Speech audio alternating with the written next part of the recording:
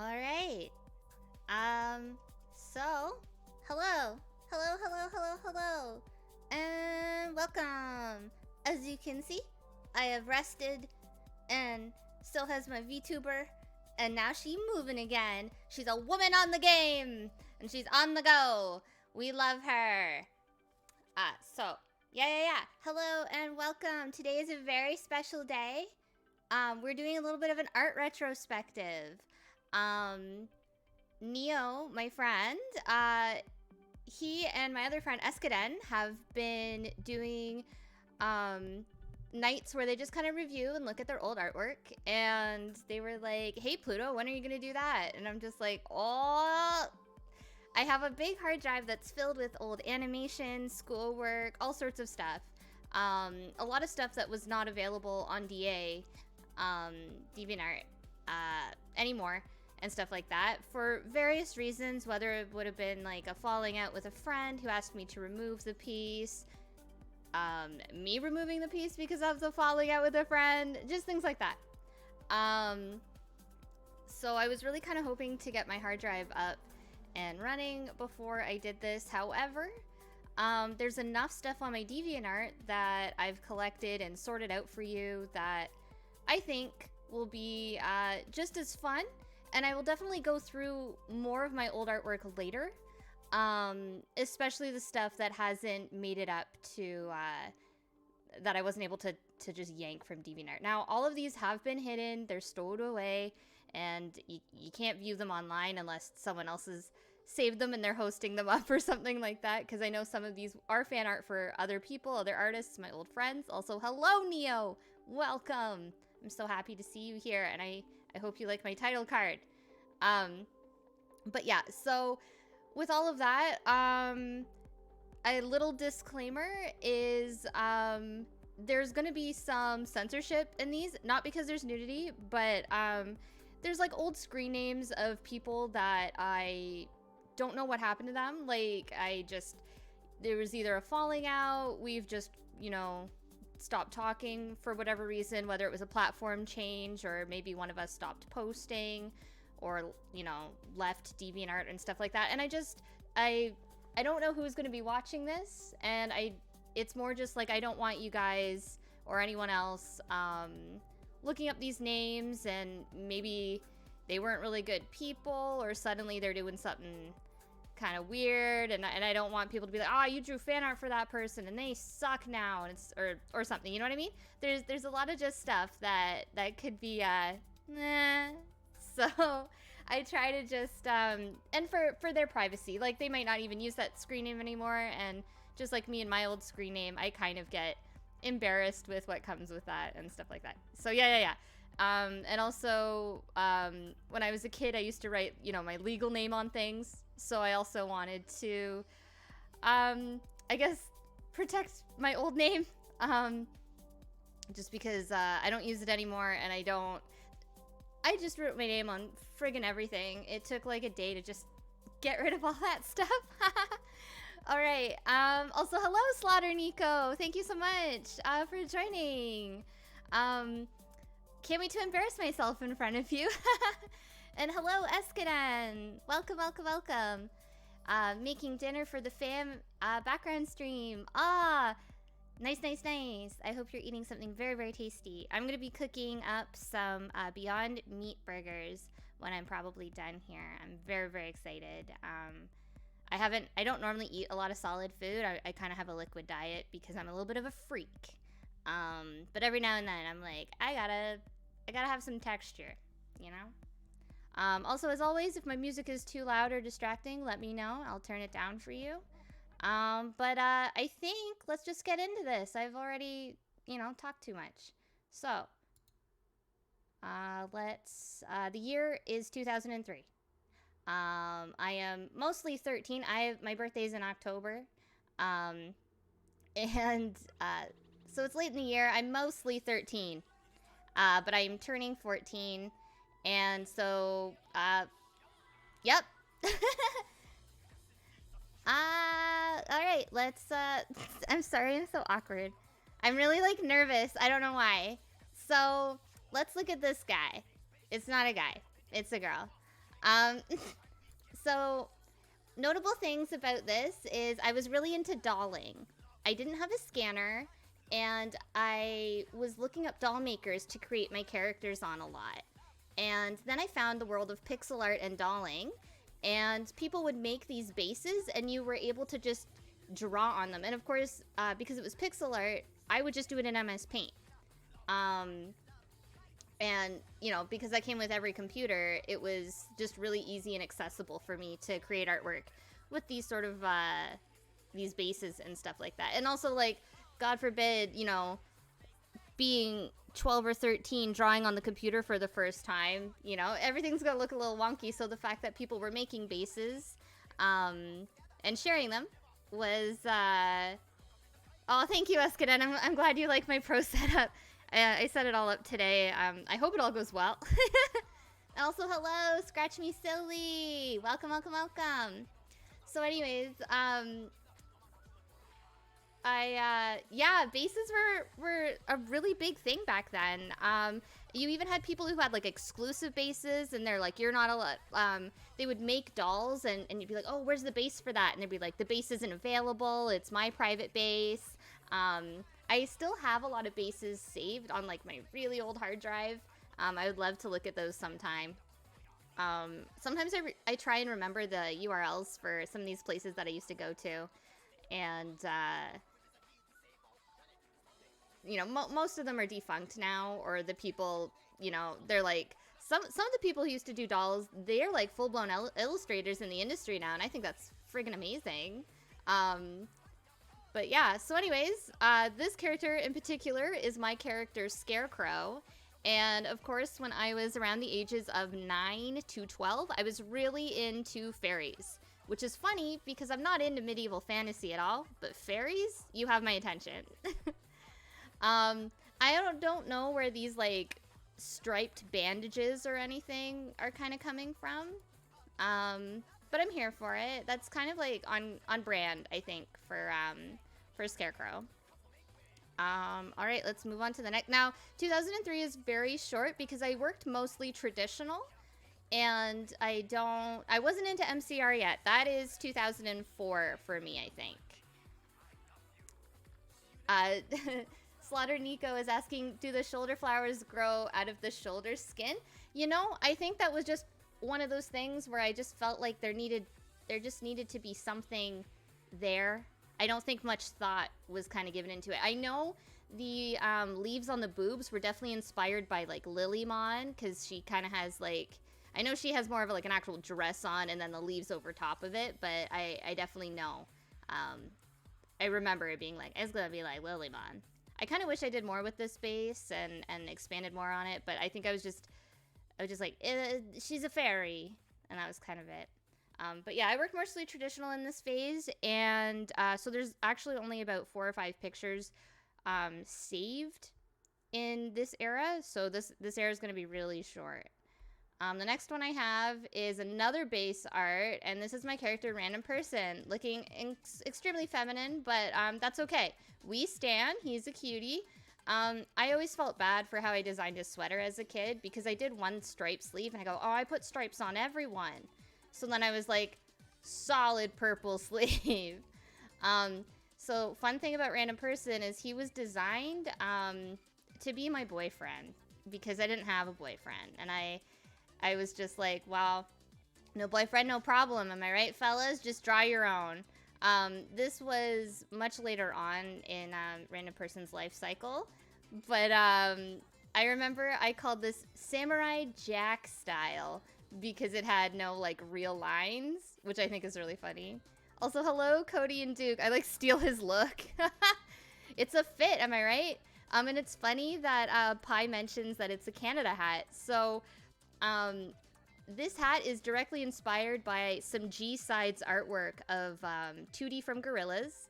I'm actually going to be getting that specific picture of 2D tattooed on me real soon. It's one of my favorite pieces. His hat is not red, it's more of like a brown with a white stripe. But when I made it red, it was just kind of, I didn't even think, I was just like, oh, I can't be brown like 2Ds. And that was kind of the end of it. And when I started posting up pictures of Random Person in color, everyone was just like, Oh, is he Canadian? So it became canon that he's from Manitoba. I've only been to Manitoba once. It was really pretty. That's pretty much it. Next, we have more dolling. Sorry that it's fuzzy. It is a really, really tiny JPEG because I didn't know how to save as a PNG or a GIF back in the day, but God bless me. This is my persona, Zombie Lily. I thought the eyes were so pretty that I didn't want to give her one missing eye. I was really hesitant about that, so I just gave her a purple eye and a black eye rather than the missing eye. Because I think I did have a version with like the missing eye, but I just didn't like it as much. The base here specifically is an artist called Anji Chan, or Anji Chan, and she was one of my favorite pixel artists at the time. I was obsessed with everything she did, and she actually, I learned about Photoshop through her because she would have little tutorials on how she made her dolls and stuff like that. And although I couldn't follow, it was, there was enough information that I was able to apply some of her technique through MS Paint. I know that sounds insane, but like, I was just, you know, I was like, oh, okay, like I get, you know, using the grids and stuff like that. It was pretty primitive stuff back then. I do like my take on trying to give her a little flame belt. I've actually redrawn Zombie Lily in this outfit a few times. Now, Zombie Lily, canonly now, is about 6 years old, but when I first created her, she was 18, or what a 12-year-old thought an 18-year-old would be like. Next, I have an animated GIF that's going to be blurry as all hell. So this is Scarecrow, and she's getting mad, and she's, like, bitching, I guess. And I used to have little animated heads of my characters like this all over my website, and I had a GeoCities site that I made with my friend Janine. Well, it was her site, and then she helped me make my own site, and we took all these little heads that someone made of Digimon, and we turned them into us and our own characters, and this one specifically was a Sora head at one point, like adult Sora, and then I was just like, oh, this kind of looks like Scarecrow. And I have a whole sheet filled with different ones. This is just an animated one. I'm sorry again that it's blurry. It's just, it's so small, and like it would be so silly to be in the actual retro, or what do you call it? On the actual ratio. But anyways, that's all I have, unfortunately, for 2003. At this point, I was working between my mom and my dad's computer. I had limited access to it, so pixel art and bases were like a bit of a godsend to post up my stuff online while I waited to get a scanner. So next we have 2004. Yeah, you just gotta have a GeoCities site. So Janine's GeoCities site was specifically a shrine to Ken from Digimon. And then mine, even though I was using Digimon icons, was about gorillas. I don't know. I've always been a mixed interest type of person. I'm like, oh, I'm going to draw the gorillas as Sailor Scouts for no reason other than I just like these two things. Also, hello! Salamander, I'm so happy that you're here. There is one thing very particular that I was hoping that you would tune in to see. So I hope you're still around by the time we get to that. Oh my god, that's a perfect set of emotes there. Also, Cosmo, hello, welcome. Yeah, I will have the Gorillas as Sailor Scout stuff when we go through my old sketches, because I do have all my sketches scanned. They're just, so there was a rumor on DeviantArt around this time where if you had more than 1,000 deviations on your page, DA would purge your account because it would take up too much space on the website. And I got so scared, so I ended up deleting a whole bunch of my old art. And I was like, well, I'm making new art anyways, and I don't draw like this. So, and there was no storage feature at that time. So I ended up deleting it off the site, which is a bit of a shame. But I do still have all of the sketches. And that's kind of why there's not a lot in 2003. Because this was just kind of the digital stuff. I also had a lot of GIFs and Flash animations throughout these years that were obviously defunct or not able to save any of this. Yeah, Slaughter Nico says, I love the idea that they purged big accounts. I know, it's so funny to think that, I mean, when you're 13 and somebody tells you that, I remember I was celebrating specifically my 600th deviation. And someone's like, I'd be really careful about uploading so much. And like, so many people were saying it that I believed it to be true. And I was new to the internet. So I was, you know, everyone was kind of new to the internet. But yeah, so silly. Yes, Escaden, I had Flash animations. You'll all be really sad to hear that my stepdad deleted all of them. I don't even have them anymore. So that he could play Tiger Woods 2002 on our PC. And my Flash files were too big. And then when I asked him about it, he said, I didn't know what they were, but they were big. So that was really cool, and I love that for me. I even made my own doll maker game where you could dress up characters and stuff like that, and then I never released it because I was scared that... I don't know why I was scared. I was really hesitant, and I'm so sad that I never uploaded it because I worked so hard on it in private. Oh, Salamander is mentioning Nancy. Oh my god. I have a lot of fan art still saved. I have all my fan art saved from back then, and I have a lot of Nancy's art saved. Oh, you're gonna see some characters, and I don't mean characters, I mean like people that we knew back in the day, real soon, and I hope you get a laugh from it, Salamander. But yeah, unfortunately, I don't have any of my Flash animations, I don't think. And then it was so sad to go through my DeviantArt files and see that, you know, the preview images it all saved, but like you couldn't do anything. So it's like, oh. All right, so we're starting off. So at this point, I've gotten my scanner. I am uploading my characters. I am a part of a lot of Gorilla's fan groups. At this point, I think I had mostly moved over to DeviantArt, but as I've mentioned previously, I was a part of an MSN group called the Gorillas Family, which is where I actually met Salamander. They were a part of another MSN group that was called 90s Box. That's where I met them from anyways. And Salamander actually did a lot of Invader Zim art, and that's why... or 19s Box. I don't know why I said 90s Box. I always knew it was like 2000, like the Gorillaz song. But in my brain, I was like 90s. But yeah, they drew a lot of Invader Zim art, and so did a few of my other friends that we're all mutuals with. And we just posted up in the Gorillaz group anyways, because it just became like Gorillaz were the main interest and focus. But then we all had like other fandoms that we would sometimes touch on. Like we had one friend who was really into Teen Titans one time, another into X-Men. And we had a huge thing about Freddy vs. Jason, and that's where I actually met our other mutual, Candy, which we will be seeing a lot of art from her. So this picture in particular that we're going to talk about is my character, who has been renamed at this point as Amelia. She's a ghost. She's obviously a Gorillaz fan character. She's meant to be basically a female equivalent of Dell. She lives in Zombie Lily's head. And if you don't know who Zombie Lily is, that's okay. There's a lot of pictures of her coming up. Don't worry. We saw Zombie Lily earlier, but for those of you who are tuning in.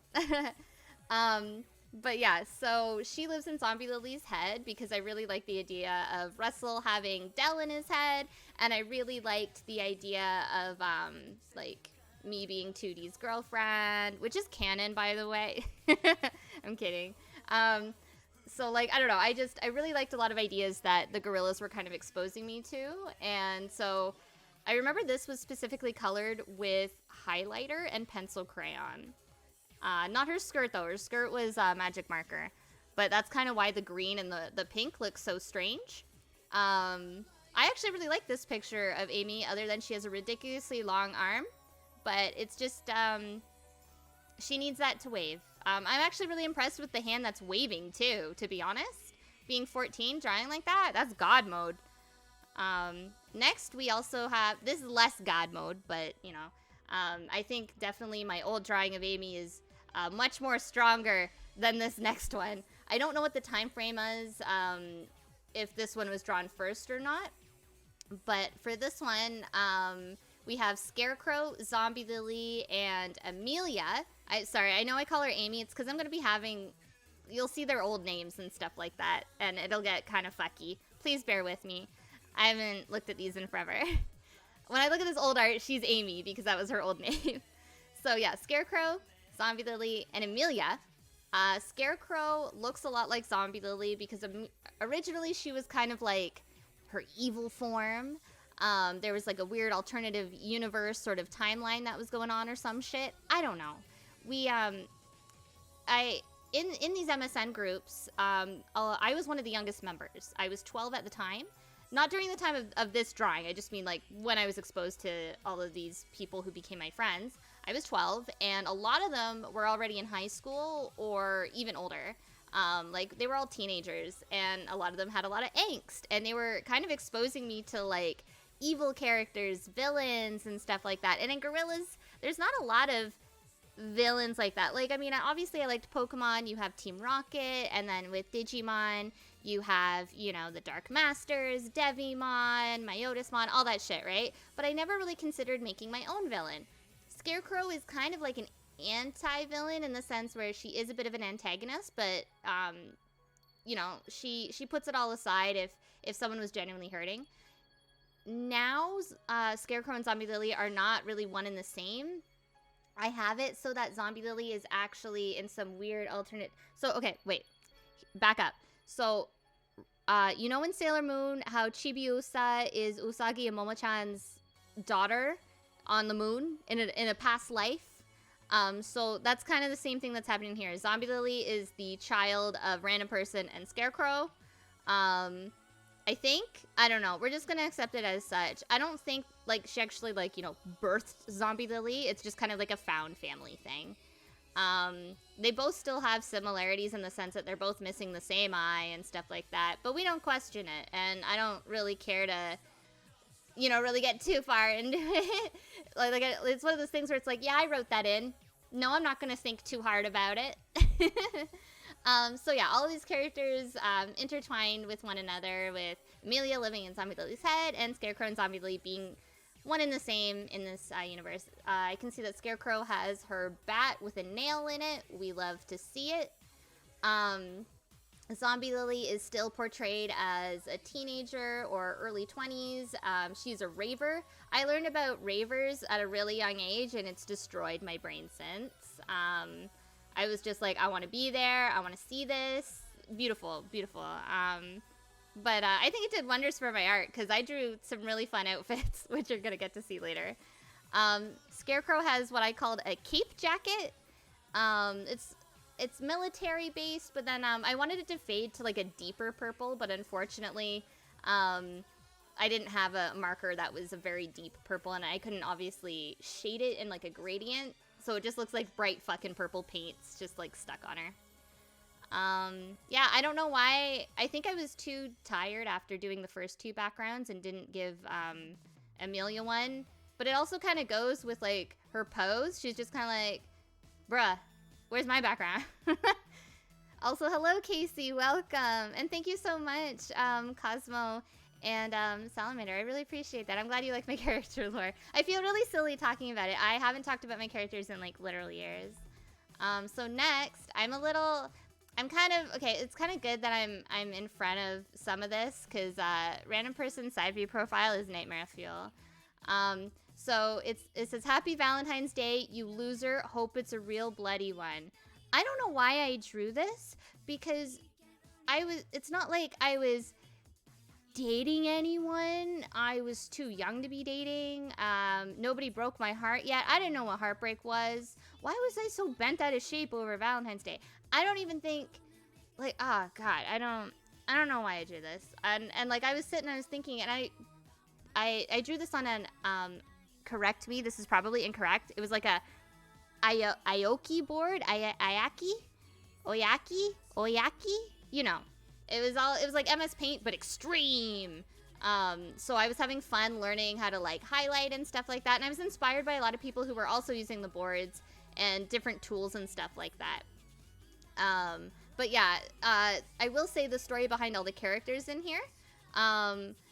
Random person, he definitely seems like a person who would probably embrace Valentine's Day in a way that he would share it with his friends, his partner, you know, whoever. Like he would use it as an excuse to you know, show the people around him that he appreciates them rather than a romantic thing. And Scarecrow is probably very standoffish, and I mean, she is standoffish, and she probably, you know, she's probably been through heartbreak and trauma, and she's like, fuck this, and she's pretty anti-consumerism. Now, I didn't draw her with her lips or mouth stitching because I remember I was too scared to draw her with black lipstick, but I really wanted to give her black lipstick. But it was just easier for me to draw this terrible fucking profile instead, I guess. Zombie Lily, I don't know why she looks dejected. I don't know. But as you can see, I've started to draw her a bit younger. She's still got, like, you know, the raver gear on. She also has a 2 tattoo in reference to 2D from Gorilla's inconsistent tattoos. Also, yeah, Slaughter Nico, that font. Is that papyrus? No, it's not papyrus. It's pretty great. I like it. It's pretty fun. I remember I finished these 3 canvases and I put it in MS Paint and then I put in the font because you couldn't, not all Okaki boards. Is that, ooh, I don't want to say Okaki. That sounds bad. But not all of those boards had text options. They were pretty much the same, but like some of them had like less text, some of them had more text, sort of thing, or fonts rather. And yeah, Salamander mentions we all had weird kid drama. We did. I don't know what the hell my damage was on this, but it was pretty funny. Like I was like, this isn't even angsty. I don't know why I drew it. Like I wasn't in a bad place or anything. Like it's just fucking weird. So next we have the Gorillas group went through a real weird phase where suddenly the theme was angel versus demons. We had someone had a character that was basically 2D but with teal hair and he was an angel. And then we had other characters who had like a mirror version who was evil but not in the same way that Scarecrow and Zombie Lily were. And then we had characters who had demon forms and angel forms. And we would all role play. We would all get in the group chat and we would do like hour-long role plays where all of us would write a line of text of like our character responding to somebody. And there was enough lag between all of us because we were all in different time zones and the website was shit that nobody was really talking over one another, which you can sometimes get now, I find, because all of us, you know, it's much faster than it was back in the day. So anyways, this is my character, Sakura. She's the angel of lost dreams, and she basically collects people's dreams and memories in these weird little orbs, and she uses, I think, emotion and just, like, imagery and stuff like that as her power. I don't know what that means, but, like, I always imagine her just, like, taking these bubbles, and it's just like, oh, you know, here's all of my rage in this little bubble, and then she, like, throws it at a demon, and then the demon, like, explodes because, like, all of the rage was so powerful, it defeated him or something like that. As you can see, she's got Gadomon's tail. We love to see it. I like that the tuft is the same. It's got the same dye on the tips as her hair. Sakura is directly related to Zombie Lily in the sense that Zombie Lily, like, turns into this character. Now, the weird eyeball thing on her chest is actually from a Yu-Gi-Oh card, if I remember distinctively. I don't know what card it is, but I remember being like, oh, that's kind of cool. And I'll take that. We got another striped sleeve. We love that. We love striped sleeves. Zombie Lily, I used to draw a lot of Halloween-themed artwork for Zombie Lily, and people would always draw me in this orange and black striped sweater. So I tried to, like, incorporate that. I like that it's always the same side, too, with the stripe. I don't understand. I'm here for it, though. And I also like that stripes are coming back. I like Salamander saying, we all had our dumb shit we were on about. The internet was much less populated also. Yeah. I felt like some of the shit we were on about, sometimes I think about it. I actually have some of our old MSN conversations, and I'm just like, what the hell does any of this mean? Like, I saved it because I was like, oh, that was an epic RP session. Like, I gotta save this, and I'm gonna draw from it later. And then, like, years later, I'm 30, and I'm reading it, and I'm like, who let me on the internet? None of it was offensive. It was just kind of like, I don't understand my younger self. How am I gonna relate to the youth? It's very much like an Abe Simpson, like, I used to know what was cool, and then what was cool became uncool. Like, it was one of those sort of things.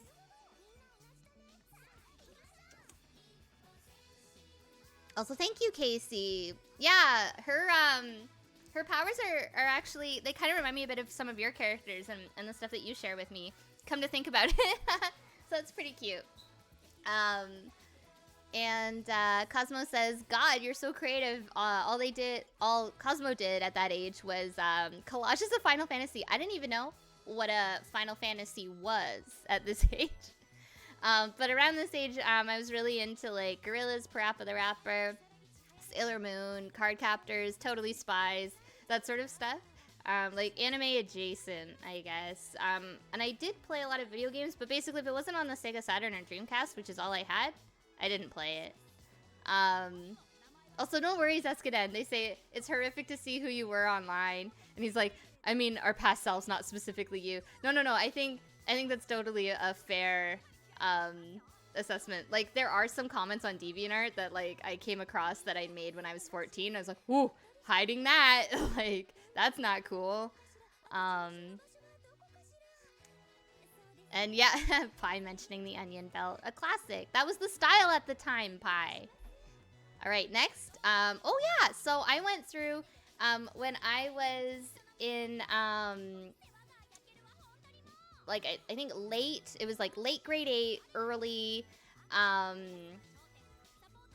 oh, you're thinking, yeah, I love Martin Mystery. Don't even get me started on that, Escaden. I'm a big stan. But I'm not a stan for people who ship Martin with his sister Diane. What the hell, guys? Don't do that. But anyways, I was really into American McGee's Alice, specifically the Mad Hatter. I'm not into steampunk, which is really funny because all the Mad Hatter levels and his aesthetic and stuff like that are specifically steampunk adjacent. And in fact, they're directly steampunk. So it was just really, really funny that I was fascinated with this character. I think it was just because he was really long, thin, and he really made me nervous. Like, I hated getting to his level and stuff like that. But I don't know. I really enjoyed that one image. It's like a promo image of him and Alice at, like, sitting at a really long table. And it's like a two-page,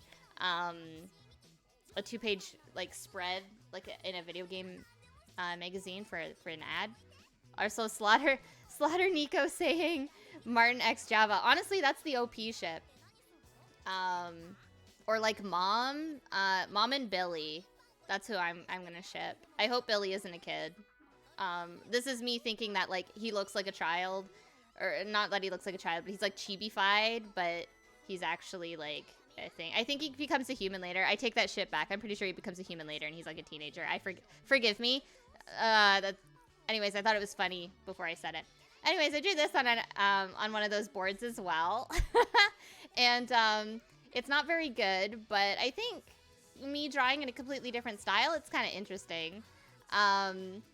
So if you like this picture, you'll be happy to know I drew an anime version.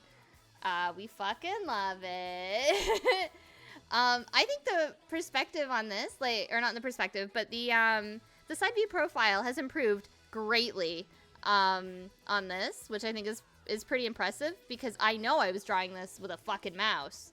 I did not have a tablet until I think I was 15, like late, like I think I got it for my 15th birthday, so that would have been even at the end of the year. But yeah, I was drawing with this with a friggin' mouse. I'm looking at this and I'm really, really impressed, to be honest. I'm proud of little me. This is really cool. Is this drawing, you know, does it belong in a museum? No. But I think in all retrospect, this is pretty drastic improvement. Next, we have me as a bastardization of the Queen of Hearts from American McGee's Alice. And I remember showing this to my uncle, and because he was like, oh, what are you drawing? And I said, oh, I'm drawing this. And he went, oh, he's like, is that the Queen of Hearts from that Alice game? And I was like, you know about that game? And it like blew my fucking mind because, you know, I would go to school and I'd want to talk about this and everyone's like, bro, we don't know what the fuck you're on about. And I'm just like, please engage in this weird conversation. And Google was so barren. Like, I remember trying to search for like images and stuff, and I just got like really low res tiny little screenshots from the game, or like I had the game and I would play it, but like there's no way of like pausing and like screenshotting. Like I could do it, but it was a bit of a hassle back then. I don't know. It sucked. And so like this was just kind of mostly from memory. I was like, I don't know, she kind of looks like this. And I drew myself with big shiny glasses because I dyed my hair orange and I got really big glasses, and I was like purposely, okay, so I had no boyfriend, right? I created random person to be my pretend boyfriend, and then I had this thought, why pretend to have this made up boyfriend when you could just be the boyfriend?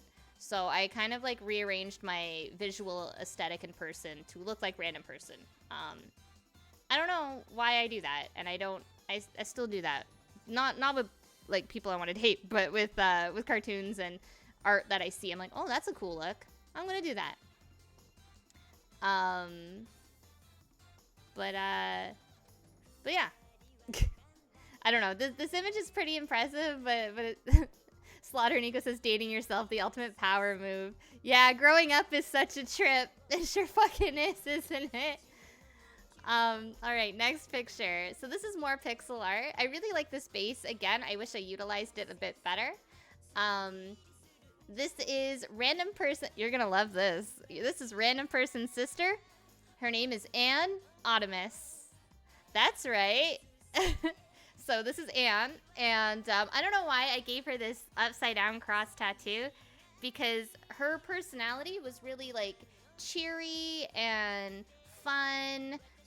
I remember she had really she had really like bubbly. I normally, whenever I role played as her, I made her really stupid, which I think Anne deserved better. We have some weird little Karopi guy on her shirt. I used to have a shirt that was very similar to this, which I'm pretty sure is why I did that. And I always wanted space buns, but I was very like tomboy in the sense of I was like, I don't want to brush my hair. I don't want to do my hair up. And at that point, I had cut my hair so short and dyed it orange that I had no hair for ponytails anyways, let alone space buns. Also, hello, Liz. Welcome, welcome, welcome. You're getting to the good shit. Coming in now. Oh yeah, I would wear this shirt too. Maybe we'll bring it back. But yeah, I don't know why I gave her pentagram and upside down fucking cross on her face when she was basically just a raver. And you'll see her design later on and what happened to her, but like, fuck. So this isn't supposed to be romantic. Also, I found out years later that this base is actually redrawn over top of like some Utena art, which I think is really funny considering that's one of my favorite animes. But it was after one of a roleplay session that I had with the MSN group, and something really traumatic happened to Zombie Lily. I can't remember what, and random person came in to save her. They don't have a romantic relationship. They were just like comforting one another. This is pretty bad looking, even with a base, but whatever. It made me happy, and I remember writing this really long little like blurb underneath this, like explaining everything, and I don't know. I read it when I saved this and I was like, what the hell does any of this mean? And also you'll see this base used quite a lot. Your hoodie smells weird. That's why she's making that face. She's like, RP, were you eating something recently? Like, random person looks like he has a peanut allergy. I'm gonna write that in. He has a peanut allergy. Anyways, so now we got 4 characters. We're already familiar with random person who's looking really fucking buff. They all are for no fucking reason. And, oh my god. Salamander saying, I low-key, high-key thought he was hot. Oh my god, you saying that? Guys, so for those of you who don't know, okay, first off, Jinko jeans for life. Secondly, my whole group of Gorilla's friends went through this phase where everyone wanted to date random person. So he was like Tumblr sexy man before that was a thing, and people would fight over who was canonly dating random person. And I had to remind everyone that he's not dating anyone because he was dating me. So I don't know. I think that's really funny to think back at it. I'm like, man, random person's such a dork. And then I'm like, oh, we were all so horny for him for no fucking reason. It was so funny. Like, fights would break out in the comments whenever I would post up a picture of him. It was so funny. Anyways, I'm going to explain to you who these people are. So from left to right, you're going to love these names. We got Nobody, Anonymous, No Name, no relation to the brand, and Random Person. So those are his brothers and sister. I don't know why I named them that. I don't even remember why I gave him siblings. It was like I drew these other characters and I was like, oh, they all have glasses and they all vaguely look like Random Person. I guess they're all related. So Anne's pants ended up making a really big, like, baggy... It was supposed to be 2 pairs of jeans. Like, she like, cut the jeans in half and sewed them together. Like, it was a big, baggy skirt. That's what I remember I wanted it to look like. Although, here, I think it was just baggy Jinko jeans. Salamander says, Pluto, I had 7 kids. Oh my god, all of us had like weird like family trees for all of our characters. It was so funny. But anyways, this is more dolling, as you can see. More of that base that I really like by Anji Chan. Scratch Me Silly says, it's the sleeves. Yeah, he's a hunk specifically. Specifically the striped one, right? So next we have this. So now you can see I've upgraded my gear a bit. I am using this really shitty software that came with my scanner. And I learned that if I ink my stuff, I was inking it with ballpoint pen. I want you to remember that. I was inking it with ballpoint pen on lined paper, and I would scan it in as newspaper, so it would only pick up the black, and then I could just fill it all in MS Paint, I think. And then I quickly figured out how to use the fill tool in this other program, and then I would use the burn and dodge tool to try and highlight and shade everything. The text here says, I love your hair, it reminds me of my front lawn, and I think that's what somebody else said about my character. So my character is the guy with the mohawk. His name is actually Yogurt, which is really funny. His real name is Gert Yeoman, but everyone calls him Gert or Yogurt. And I just really wanted a character named Yogurt. I think it's really funny that it swooped back, and now that's my username. My username doesn't stem from this character at all, which is also really funny. And when I drew Yogurt, because I actually have, like, you know, people had seen Yogurt before in, like, sketches and stuff like that, and everyone also had a crush on him. He was heavily inspired by Foo Fighters and Good Charlotte and Sum 41, because I was really into those at the time. Not so much Good Charlotte musically, but aesthetically. I also had those pants, specifically. Like, I have those clothes. He's literally wearing my clothes. Because that shirt's meant to be my Foo Fighters shirt that I got when I went to go see them live as a kid, and I really did have that arm warmer. I still have the arm warmers. The cat character that he's with is actually a friend that I'm still friends with today. They used to go by Kitty Paint, and you'll see their character pop up pretty frequently as well. They mentioned that they had a crush on him, or that they liked him or something, and I just thought, you know, LOL random, he has weird green hair, and, like, that's why I wrote it in. I think her shirt, I know her vest is a reference specifically to Samurai Jack in the episode Rave Slaves, and the frog on her shirt, I think it's a frog. You guys can probably see this better than I can. But the frog on her shirt is directly a Parappa reference. Next we have another side profile picture of Yogurt. I'm still not happy with my profiles at this point. I'm pretty sure Rave Slaves by, from Samurai Jack is one of the, if it isn't the first episode, it's one of the first episodes, but it is definitely one of my favorites for sure. And I used to play the Flash game a lot. It was so good. Also, hello Denim, and you also said be right back, so I can't wait for you to come back. But hello. So yeah, I'm not happy with my side view profile. His ear is basically on the back of his head. Still wearing the Foo Fighters shirt. We love to see it. Gave him a nose ring. The nose ring's technically too high up. And it's not a cigarette. I think it's meant to be like a toothpick. But I really wanted to try and force myself to draw on angles that I didn't feel comfortable with, because I wanted to try and just get better. And I knew to do that, I would just have to try. It's not that bad. It's not that good. But I also like my use of, I think I'm using colored line art here in some areas too, which I think is interesting. Next, we have Zombie Lily holding Mr. Horse, who is actually a sheep, and the sheep is specifically based on the three-headed sheep from Toy Story, who I use in my artwork a lot later on as well. Now you can see I am using a base again, and Zombie Lily is now pretty much a child. Like, it's been confirmed. Like, she's now a kid. She still dresses up like a little Rafer. I don't know why. I think it was because Zombie Lily, the more I wrote her, the more I realized I was just, like, using her as escapism, and I was just writing what I wanted to do and how I wanted to dress, but, like, couldn't. And I always wanted Zombie Lily to have, like, really weird pets.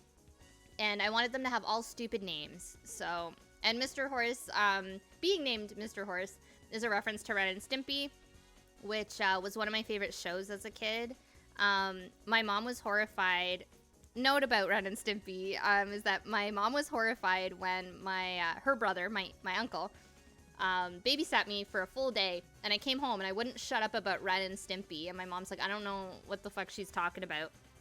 And then I basically found them on Much Music at my mom's house, and I was like, oh, I want to watch Ren and Stimpy, and my mom's like, okay, and then she watched an episode with me, and I was banned from watching Ren and Stimpy.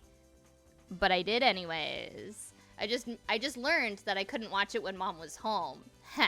And that I could watch it with my uncle, because he liked it. So now we have Kitty Paint again. Also, I went through this phase where I was, yeah, checkmate mom. Got him.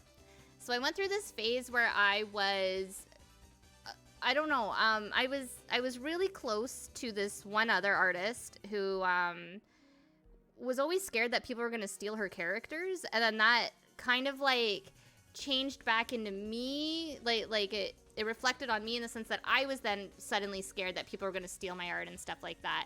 So I used this ugly barcode font, and for the rest of 2004, I've used this terrible fucking barcode font, and it's been a struggle to fucking censor out my old name on fucking everything. So please bear with me. It is kind of ugly. I just try and crop it out in any things that I can.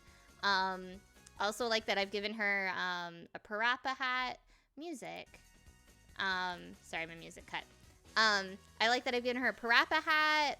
I know specifically that I found the Powerpuff Girl font online, and that's what prompted me to start drawing all of my friends and myself and my characters as Powerpuff Girls.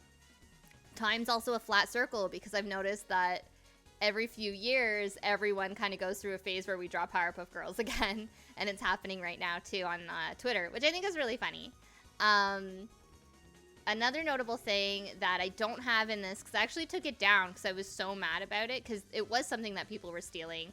My most popular DeviantArt picture for a really long time was I drew the gorillas in a Powerpuff Girl style, and everyone fucking loved it, and I couldn't believe how well I was doing. Like, it was doing numbers, and that was a big deal when you're like 14, but I was also mad that I drew so much original art, and of course nobody looked at that in comparison, and I don't know, that always really frustrated me, and I know it still frustrates everyone still, but yeah, it was something that I was kind of grumpy about. I still have all the artwork. I even found the sketches of the Powerpuff Girl gorillas recently, which I thought was really funny. Yeah, some things never change. I'm just gonna catch up on the chat real fast. I like that we have solidarity, that we were watching it when parents weren't around. And I like that Salamander said that Ren and Stimpy was a fucking event in their house. And I like that, yeah, I like the solidarity of all of us hiding Ren and Stimpy from our parents. My grandma would actually put it on for me, but it's because she didn't stay in the same room as me whenever I played or watch stuff. She was just like, oh yeah, here's that thing you like. I'm like, hell yeah, grandma rocks. And yeah, I guess we did all kind of go through a phase with Powerpuff Girls. I don't know. Yeah, some things never change. Next, we have a big group picture of some of my friends at the time. I did edit out everyone's names just out of politeness. I will say that some of these I'm still friends with today. Most notably, the three in the middle. So the one with the pink hair is my friend Alina, and we still talk. And I think that's fucking amazing. We have found each other somehow on like DeviantArt, because like I think they were a part of the group too. We found each other on DeviantArt, and then we moved to Tumblr, and then we found each other, I think, not last year, but maybe 2019. We found each other on Twitter, and it was really nice. She was one of the only people that I talked to on ICQ, but I held out on ICQ just to talk to Alina whenever I could, because she was just like in a different time zone on a different continent, and that was the only thing that she used to talk to people outside of just the MSN group. And I really liked her, and she's still amazing. And she's also a fashion icon. Like, God, every post she does, like a selfie, she's so beautiful. She's definitely somebody like I strive to be, both like she's just she's definitely like what is it, like I don't want to say triple threat. She's very powerful. And she's also, I think, a few years older than me too. Below her, staples in the head, that's our girl Candy. Candy and I are still friends to this day as well. We've visited each other and met a few times in real life, and I think that's really cool. Funny enough, the one with the devil horns and like the pigtails with the little blonde front hair there, she actually lived in Toronto for a bit, and we had no idea until 2 days she was moving back to the States. And there wasn't enough time for us to like gather up things and say hi to one another. It was so sad, but we kind of laughed about it, and we've been reunited since then as well, which is really nice. And then the one with the little kitty hat is my friend Molly. I also want to point out their System of a Down pin that's bright pink and has nothing on it other than the letters. Yeah, that's my friend Molly. We met in person in 2016, I think, maybe a little bit earlier, and it was such a touching moment because they were my first DeviantArt friend, and they were the first person to ever do an actual art trade with me, and their art was significantly better than mine at the time. And like we met on DeviantArt, I think in 2003, and I drew them a lot of fan art because I really like their character and I really like their aesthetic and their art. They drew me and Murdy, who is not Murdoch. He was like a good version of Murdoch who wasn't stinky and had blue hair and was really lovable and basically acted like a dog if the dog was also a person. But him and Zombie Lily were a couple. And Murdy wasn't my character. Murdy was a friend's character. And so Molly had drawn us together, and it made me really, really happy.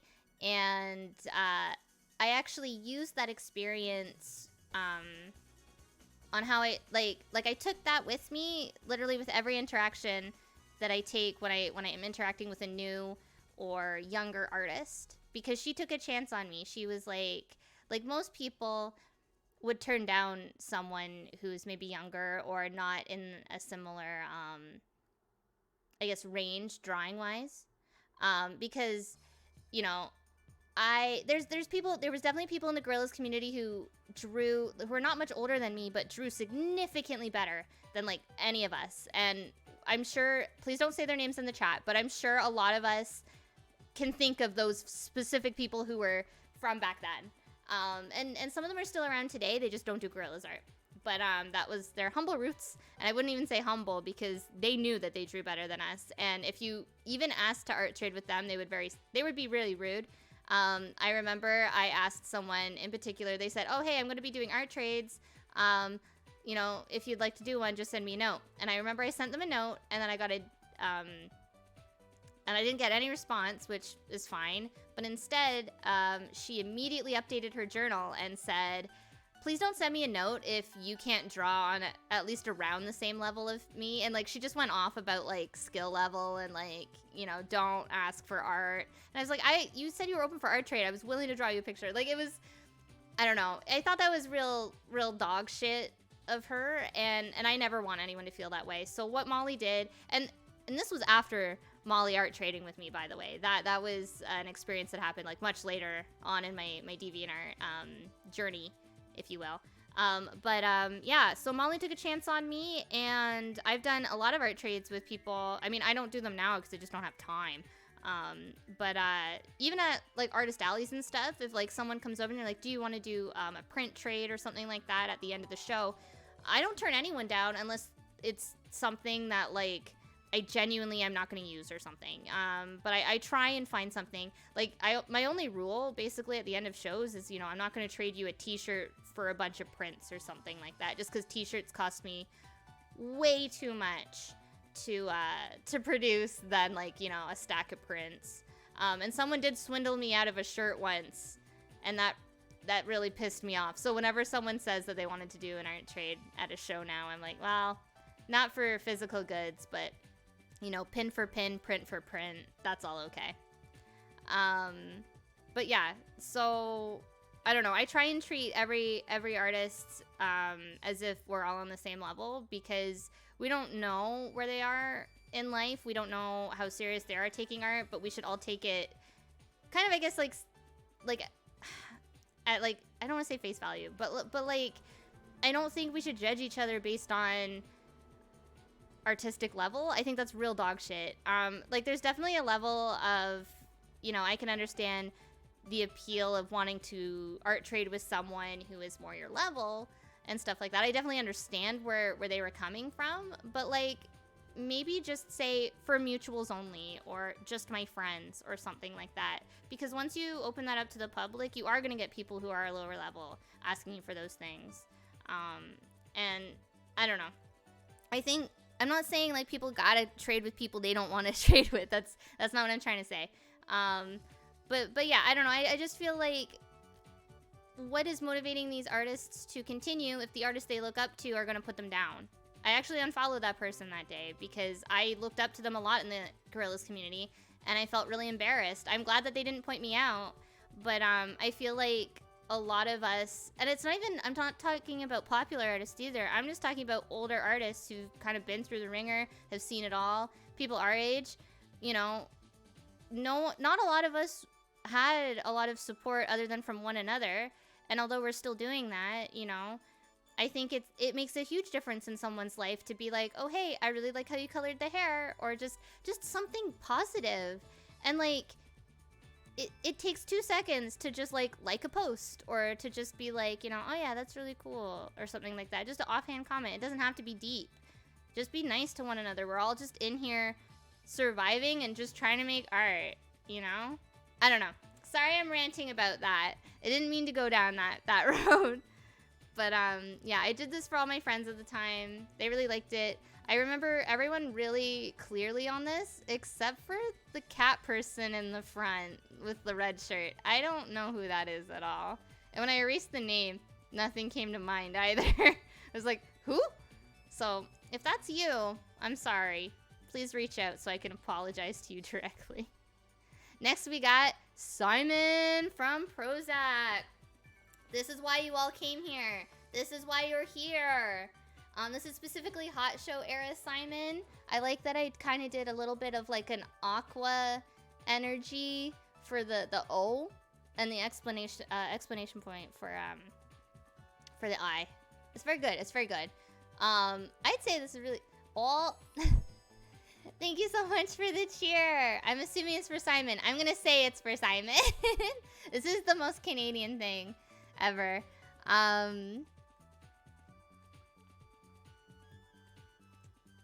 Oh, you guys were really talking. I'm sorry that I was on like my little tangent here. I would like to do more art trades, but I need to like have a designated like time, and because I do so much freelance, like I really can't work it in. For me personally. And yeah, I'm glad that you guys, I'm glad we're all in the same, I'm preaching to the choir with people who want to boost other people when it comes to creating. And yeah, Cosmo says, it really does make a huge difference to have that kind of encouragement. I wish I had those kind of friends. When I was at that age, I might have done more with my art. No, I agree. And when we get later on in my art, there's a time that gets pretty rough with just my art because of like I guess you could say like the people who are around me and stuff like that. And like it shows. I feel like the people, I really wish that I could tell people who I met online and stuff like that who talked to me during those times, like how positive of an influence they were on me and like who I am.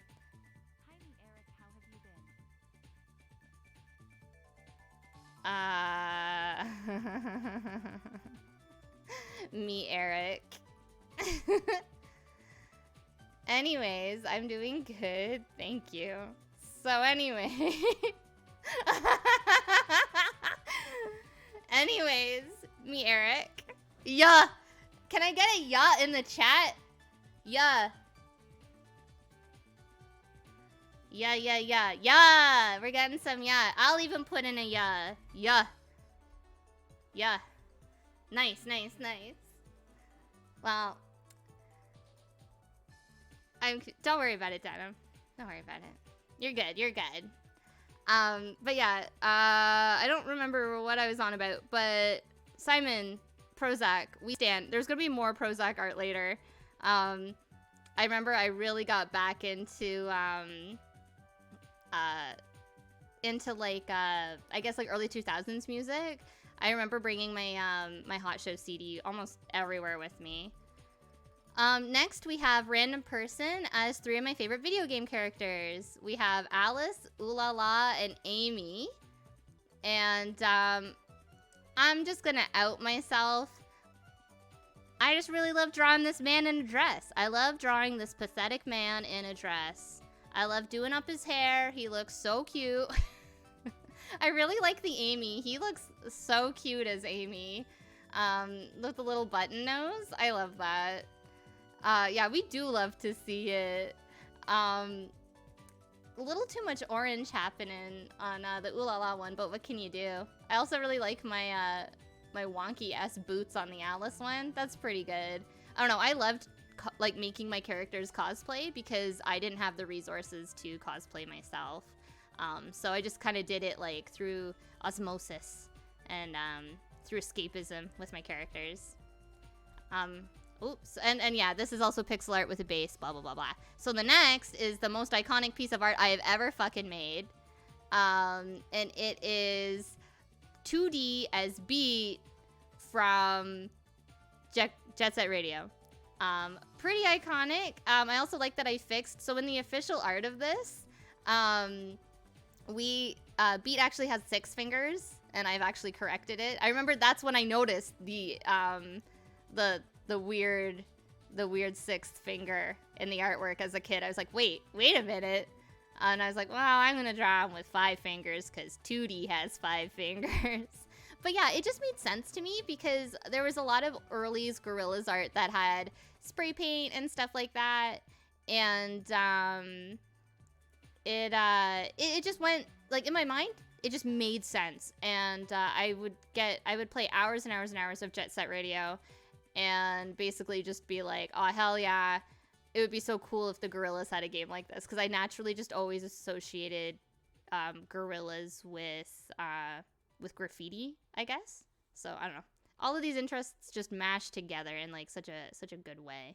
Also, Radical Cosmos saying that they're fanning themselves over that ooh la la. Yeah. I don't know. I think this crossover is pretty solid. I've seen some weird crossover art. I've done weird crossover art, but I think this one's pretty solid. Next, we have Zombie Lily wearing a Hooters shirt. We love to see it. I was obsessed with Hooters as a kid, and that's, in retrospect, that's how I knew that I was going to be queer. I was just obsessed. I wanted a Hooters shirt. Passing by Hooters, I would always shout it out, point it out. I don't know. I was a little freak. I'm still like that. Just like in my head, I'm shouting Hooters. I just don't do it like in public. If I was in a car, I'd be shouting at it to whoever was in the car with me. But if I'm like walking by it with friends, I'm not gonna like point and shout. If I was younger, probably. This specifically was inspired by the band Freeze Pop, which is why she's got a freezy and she's licking it. This is unfortunately around the time, 2 years prior, there was a Flash animation that was going around called Licking Papa Smurf's Ass or something. And unfortunately, when I did this, all the comments were about that. So I hate this piece specifically because of Papa Smurf's ass. Yeah, early internet. I don't even know. See, it's like when eating ass became like a meme for a bit there. It was also a meme back then too. I like unlocked core memories in the chat. I am so sorry. I am so sorry. I remember like friends used to send me that on MSN. I'm like, please don't. I hate the internet. Internet was a mistake. So next, we have more Alice in Wonderland crossover with random person and no name. And now, so we've got a new character at the bottom with the purple hair. That's Justin. And Justin is random person's son, and he was the son of random person, and my friend had a character who was random person's wife. Unfortunately, I did have a lot of art of Justin and his twin sister Danny, but the twin sister, we had agreed, was owned by her, and when we had a big falling out, I agreed to just take down anything. So you're gonna see some pictures of Justin, but I've just kind of made him his own character. He had a cool bucket hat. He was kind of like, he wasn't androgynous, but he was definitely gender fluid in the way that I dressed him, and he was pretty casual. Like, I think he would definitely use like he, they, and he'd be non-binary if I was to bring him back. But yeah, and then, I don't know, I was like, hear no random, speak no random, see no random. That's so cringe. I hate myself. Did you hear it? It just says Y-U-H. I love that. Yeah. Thank you, Pi, for the yeah. I'm losing my mind. Next, I'm using the base again with the holding the animal, and I've made a crude little version of my cat. So I'm sure some of you who know that I have a cat named Fry. This is not Fry. This is actually my cat Boo, who looks exactly like Fry. I know in the pixel art this isn't a good representation of any sort of animal, considering that the tail kind of looks like another weird leg, to be honest, and then the weird leg kind of looks like a hoof. I don't know. I don't know what's going on here. I think it was supposed to be a puppy, being completely honest, and then I've like turned it into a cat. It's very cursed looking. I don't like looking at this. We're gonna move on. Next, here's my character Squid and Earl the Squid. Earl the Squid was pretty predominant in my artwork at this time. I know this is, I think, the first time we've seen Earl the Squid on this stream, but yeah, Earl the Squid, I actually have a tattoo of him on my leg, or he's within a tattoo on my leg. He's Zombie the Least Pet, but I really wanted a character, named Squid, which is why we've got this blue-haired girl, and her hair was supposed to kind of have, like, fallen away that looked like a squid. I don't know. And I never was able to portray it the way that I envisioned it. And she was just kind of some weird little raver kid, and we love that for her. I ended up retiring her because I didn't know what to do with her, and she didn't really fit in anywhere, but I drew her pretty occasionally. She was a bit of a mess color-wise. Nothing made me sadder when people would draw me fan art of Squid and not make her a colorful disaster. Like, I remember one person just drew her in, like, all orange or in, like, all one color, and I'm like, no, I drew her when I was 11. Please make her look as disastrous as possible. But yeah, I really like her, and it was really fun to see her coming back in my art. More base art. So I think I was really like busy at school or something, so it was easier for me to just really quickly make this sort of stuff, and that's why I wasn't doing more of my bigger digital pieces. This is supposed to be me. This would have been me in grade 9. And I had an Emily the Strange Kitty hoodie that I wore everywhere. That was like my thing. I was very obsessed with like everyone's got like a signature thing. And that was mine. And I would always like to try and figure out everyone else's signature thing. Hello, Weird Takoyaki. Welcome, welcome, welcome. And I also like that I still wear 2 different colored socks to this day because it pissed off my stepmom at the time, and now it's just force of habit, and I don't feel right when I'm wearing matching socks. I do wear matching socks if it's like specifically to an outfit, and it's because I see that more as a costume or like a coordination thing. But casually, like, I normally wear 2 different socks, and that's where it stemmed from. Ooh, now we got a really seductive Nobody, and that's his name. For those of you just joining us, his name is Nobody. And I remember when we gave them like proper names, his name was Noah. But yeah, I'm pretty sure the base was like Utena art that that someone had like drawn over and turned into a base. I like my attempt at drawing a bucket hat here. That shading is... I hate the shading on this. The rose actually doesn't look that bad considering all things considered. At this point, I'm unsure if I had a tablet.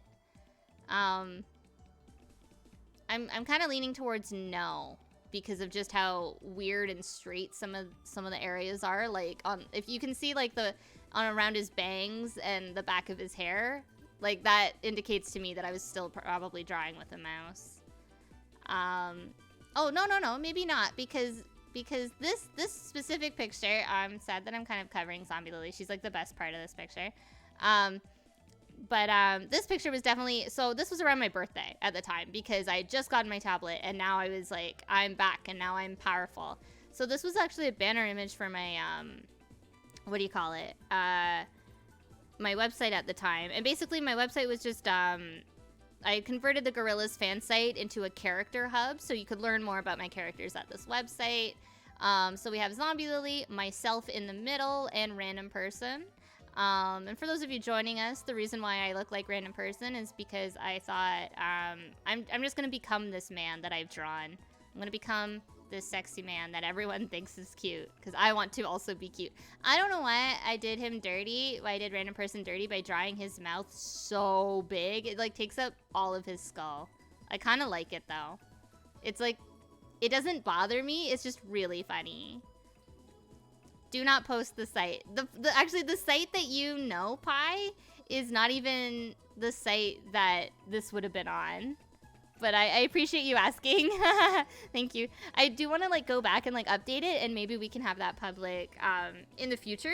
But like sometimes I go onto it and I'm like, oh, I gotta update this real bad. And also I gotta go through. It's kind of cool because I have like my character bios and stuff like that. The character bio, and I think all the links are dead, and like the affiliates and like stuff. Like I'm not friends with a lot of those people anymore. Like I gotta really update it. But I appreciate you. We will definitely do a thing. Like once I revamp it, we're gonna have a stream where we like go through it and stuff because there's some good shit on that too. Salamander says, Pluto, did you have a hard time learning to use the tablet? The mouse to tablet transition was painful for me. Yes and no. I had a really easy time coloring with the tablet, but I liked drawing with the mouse, coloring with the tablet. I remember distinctively doing that. Denim says the mouth here reminds them of Ty the Tasmanian tiger. God, what an icon. Oh my god.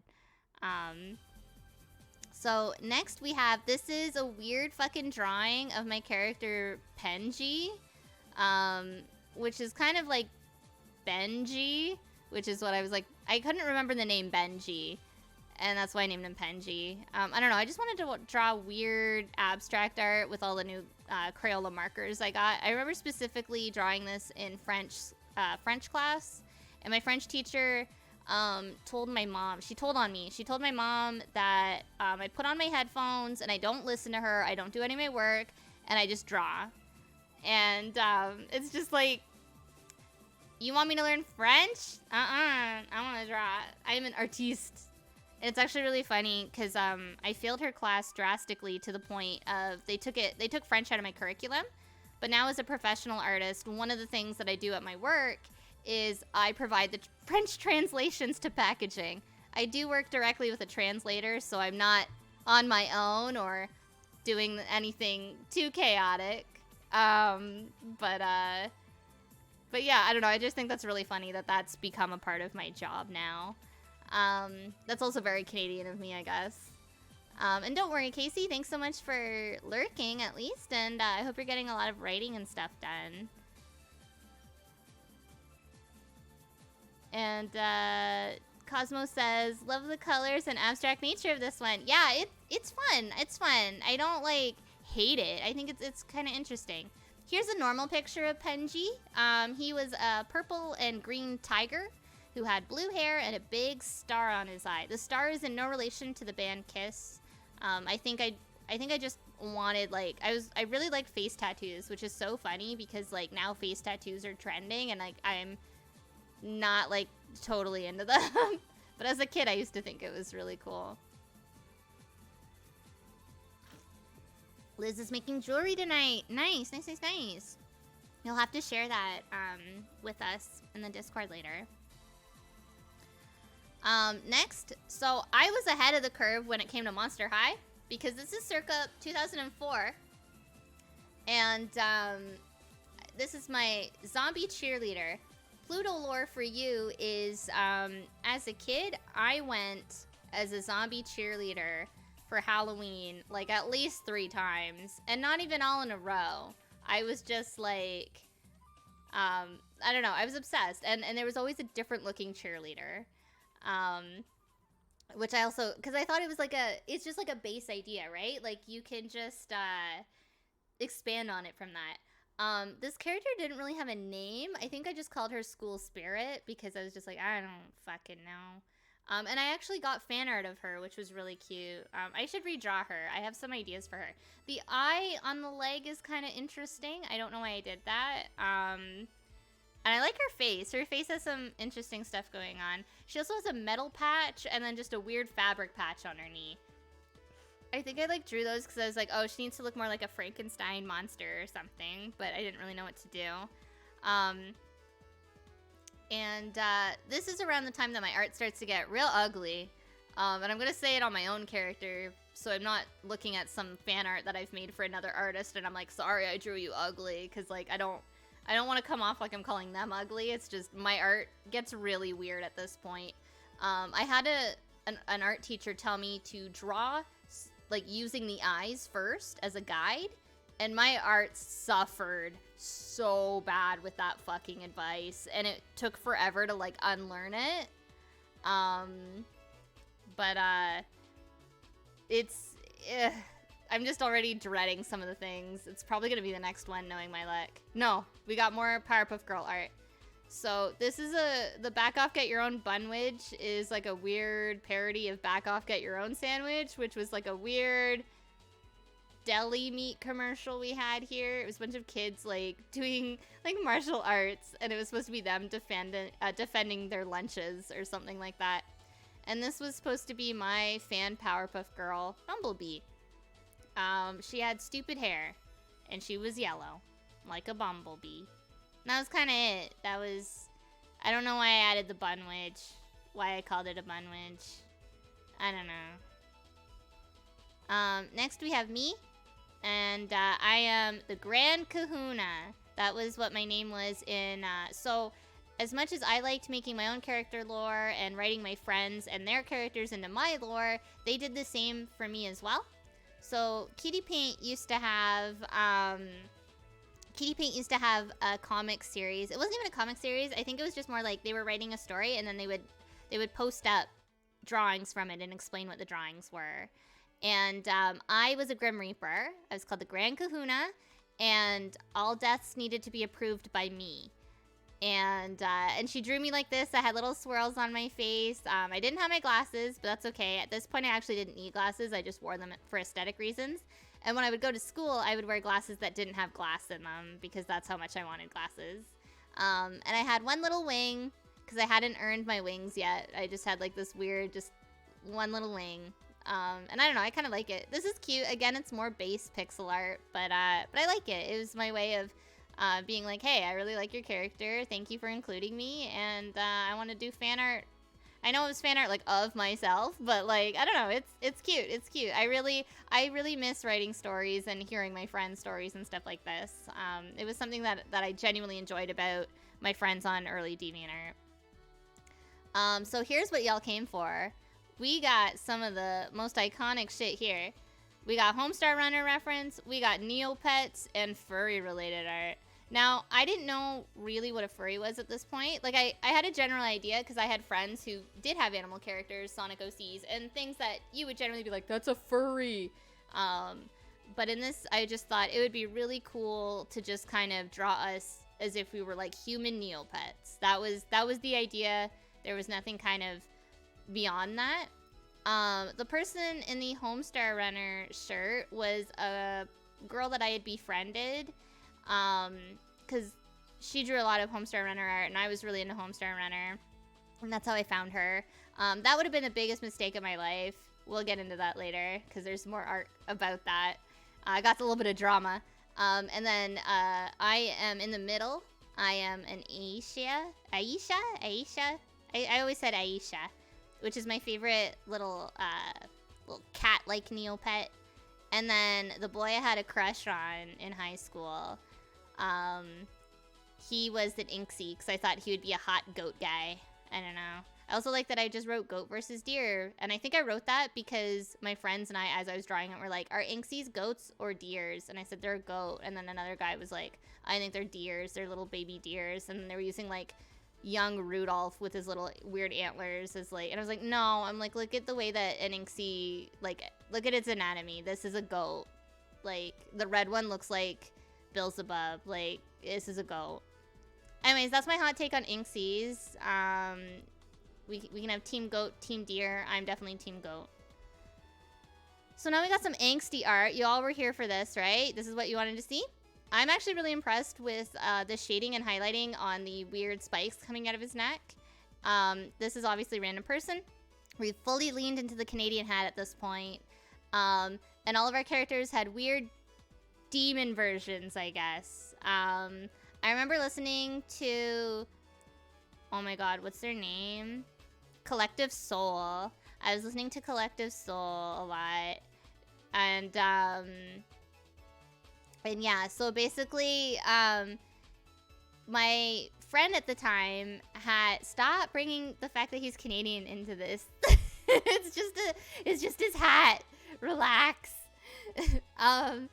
But my best friend at the time, she had a character who was an evil doctor, and she would do experiments and stuff like that on people. And she would basically, I don't even know how to explain it. Like, she captured some of our characters and she would do experiments on them. So like they would have like these demon forms, or they could suddenly have superpowers. It was our way of getting around how do we add supernatural elements to these otherwise more human characters, I think.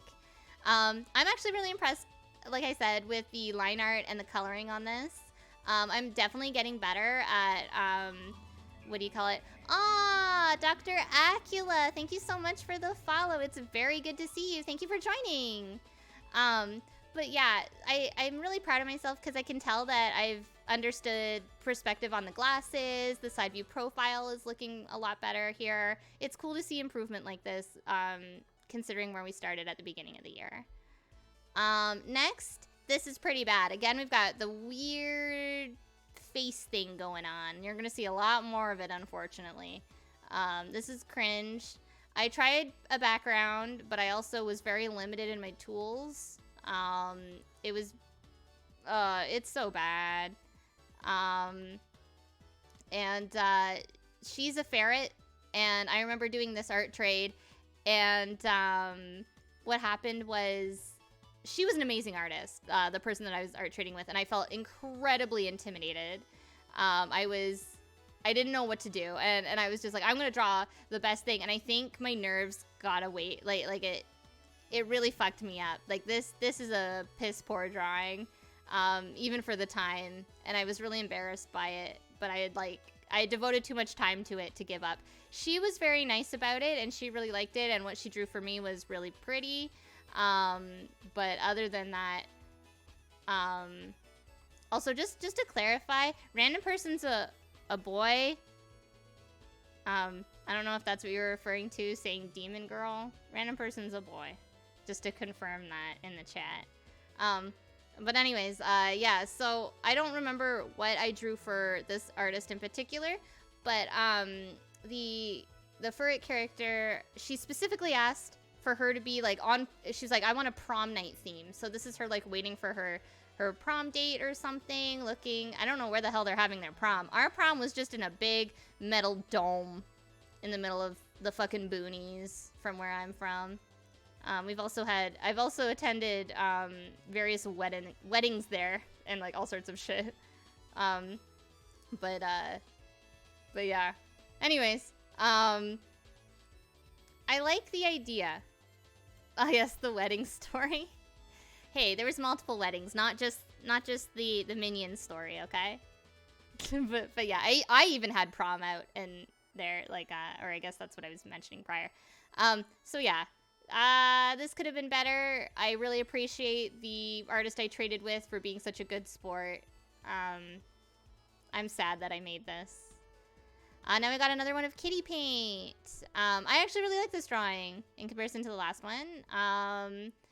It's so funny how many friends I had at the time who were furries, and like I genuinely just thought nothing of it. And it wasn't until I got onto like Tumblr and got into animation school that I found out about like anti-furry sort of like people and stuff like that. And then I was like really embarrassed and kind of like, I don't know, nervous about having friends who were furries. I don't care. Like I like their characters. I like their lore. I like their art. And it got me to draw things that I wouldn't otherwise draw, you know, like I don't think I would have pushed myself to try and draw a ferret in a prom dress or a kitty paint and all of their different versions of their characters. They constantly redesign their character, and I don't think that's a bad thing. Like it was just really cool because like it really pushed me trying to figure out that. Digital Denim says, what's the story of that star that's packing heat? You could say he's a shooting star. Yeah, that's literally it. We would constantly try and just like draw like cute little characters like that being kind of violent. And it's so stupid. But yeah, so we would do that. And that was something that Kitty Paint did a lot in their own art. I also want to point out that Kitty Paint's name, the font is specifically the Linkin Park font from one of their albums. So I kind of love that for me. It's good marker graffiti font, to be honest. Kitty Paint had really cool, like, intricate markings on them, but I could never figure out how to draw them, so this is just kind of my, like, crappy interpretation of it. But I think it looks good. I think it looks good. I kind of wish I didn't give them green sleeves, purple shirt, and stuff like that. I feel like I could have fixed that. But yeah, I don't know. It's not bad. This isn't bad. I think the shading on the boob is kind of weird, but I was learning. It's okay. Next we have more Kitty Paint. Obviously, this is supposed to be like Rouge the Bat. I saw Rouge, and I was like, Rouge reminds me a lot of a Kitty Paint character. So I drew their persona as Rouge, basically. And like, I just drew it like almost one for the pose, as you can tell, which is fine. There's nothing wrong with that. She really liked it, and it's so funny because Kitty Paint, although they don't go by Kitty Paint anymore, they're most notable for their Sonic fan art. And this is actually one of the pictures that I think got us into talking about Sonic together. So it has a good memory in my heart. Because I just think about like, that's where we really, really bonded, because we were like, oh shit, we like the same video games. I'm sure you've noticed that I always draw Kitty Paint with this little missing tooth smiley face. And that's something that they included a lot in their art. And I really liked it, and I always associated that with them. And sometimes I creeped it into my own art, like my own personal characters and stuff like that. But it was just really fun to do that. They didn't always have the bow on them, but I don't know. It was something that I like naturally associated with them. And then here was me as Sonic. Now, the eyes look weird and like glass, and it was because I was trying to do like my glasses, but I didn't want to like draw glasses. I thought it'd be cool if they were like a visor. That's not how this looks. At the time, I was okay with it looking like that, but this 100% does not look like that. The helmet and the goggles and all that stuff was inspired by Jet Set Radio without really being Jet Set Radio. I was really into plaid. Again, that's how we knew that I was queer. I didn't know I was queer at the time, though. I thought I was still straight. I didn't understand sexuality at this moment in my life. I could just be like dead honest about it. I didn't think twice about it. I was just like, I like that person, and that was kind of it. But there's so many like things in my artwork and just like old pictures where I'm like, gay. But let's, I don't know. It's kind of cute to like look back and it's like, I should have known. So now we have Amy again, who I've said previous, we've renamed to Amelia. And fun thing about this picture is that it was drawn all in open canvas. I don't know if you guys remember that, but open canvas was one of the first things out there that you could connect through IP addresses and draw with your friends. You had to have a stable internet connection. It was really difficult to pull off sometimes, but when we did, oh boy, we would draw all the fucking time. I think the most we had 4 people on one open canvas, and it was a fucking event. And I used it like even when I wasn't drawing with people, but it was so much fun. It was kind of hard because you only had 3 layers to really work with, and like I remember there was a bit of a delay with the line art, so it looks a bit more stiff. Like some of the people who could use open canvas well, they did an amazing job. But for me, I always found the program to feel stiff. Like it didn't feel natural when I used it, I guess you could say. Like I felt always really restricted. Now we have this, now we love it. We love this pose. So now, I'm sure you've noticed that's me. Who is this weird man with antenna? Well, I'm happy that you asked. That is my friend Kitty Paint's OC of Mothman. He was this like raver punk guy, and I just loved him. He was a weird monster guy. The reason why it says Punkfish is that I'm pretty sure Punkfish or something similar to that was some sort of clothing brand that I was obsessed with at the time, but I couldn't find anything like that like in my area. Like it was something that I like saw in a magazine and I was like, yes, I want that. And so I would put Punkfish on a lot of stuff in my artwork from here on in. And as you can see, he's wearing my plaid shirt. I don't know why I drew him in that. I just kind of did. I was just like, I like my plaid shirt. I draw him wearing it too. And you'll see more of Mothman later as well. So now we have Amelia. Again, this is more pixel art using bases. And sorry, it's so blown out. It's a really, really tiny picture. I didn't draw the daisy on her shirt because I didn't know how to do perspective on her boobas, so I just kind of just cut that out completely. Now she's got somebody's heart. I don't remember if this was roleplay related or not as far as my stories go.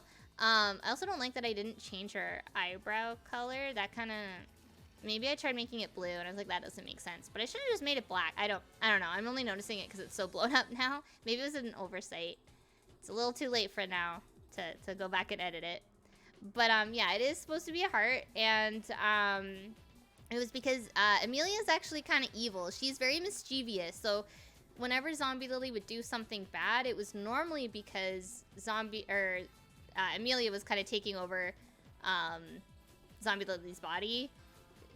There was a lot of jokes in the role plays about like Amelia controlling Zombie Lily, like if she was like some sort of mech, or like we had compared it not to a mech but to the Megazord in Power Rangers at the time. So like if Zombie Lily ever had like, you know, an evil sort of like doing, it was normally because she was just a mischievous kind of like, oh, I didn't do it, it was Zombie Lily, and Zombie Lily like, I didn't do it, it was Amelia. So we had a lot of antics about that. I don't think Amelia is truly evil. I think she's just kind of very bored now that she's dead, and she can't grab anything actually. Like canonly, she's very much like Casper in the sense that she can't touch anything. She just goes through it, and that's why she uses Zombie Lily. Here's a better picture of Mothman. God, I don't know why I chose these colors for him. It's all over the place. It is canon that he had big red buggy goggles like that, and that he did have purple and green hair, and that was his hairstyle. But everything else I kind of just threw on him, other than like the wings. But like Kitty Pete, I don't think ever really showed them in color. Like, she had really colorful sketches at the time. It was really rare that she would upload something in full color. So I would just make up the colors. And I didn't know color theory at the time, so this is kind of like funky to look at. I don't know what that weird canon thing with the E on it is. I know it's supposed to be American McGee's Alice base, probably. I just have a hint that it's, I don't know what I was thinking there. Oh, we got the best Powerpuff Girl out there, Bunny. We love her. Literally the best Powerpuff Girl ever. I stan. There's nothing really remarkable about this piece other than it's pretty good. it's pretty accurate to Bunny from the show. My favorite is when she saves the day and then just explodes. Very, very good. Now we have Bubbles. I look just like Grandpa Pringles. So Grandpa Pringles was this weird inside joke. One of my older friends, they had this cowboy character and they drew them. And one time, and when they were trying to like figure out if they had a mustache or not, they drew them and I said, this looks like Pringles guy. And I was like, Mr. Grandpa Pringles. And then I've always called the Pringles guy Grandpa Pringles within my little friend group. Yeah, so I don't know. That's what this is. This is specifically from the episode where it's like a rainy day and nothing's happening for the Powerpuff Girls, so they're all reenacting what would happen, I think. And my favorite part was when Bubbles basically was the mayor and she tied her pigtails like this. It was really funny, so I wanted to redraw it. Here's another character, fan character for the Powerpuff Girls. This is Butterfly. And Butterfly is interesting in the sense that she's actually inspired by the DDR song Butterfly by Smile.dk. I don't know. That's kind of, it's not that deep. But I think it's just really funny. It's pretty cute. I don't know what the fuck her powers would be. It's kind of silly that I gave her wings, considering all Powerpuff Girls fly. So there's that as well. Okay, so this is the picture I was dreading because I was trying to get back to my gorillas roots, but I was still drawing eyes first and then everything else later. I also looked like a huge lesbian. And I'm not saying that in a bad way. In real life, I thought I looked super cute. Like, I look at old pictures of me and I'm like, oh, I'm so cute and gay. I love that for me.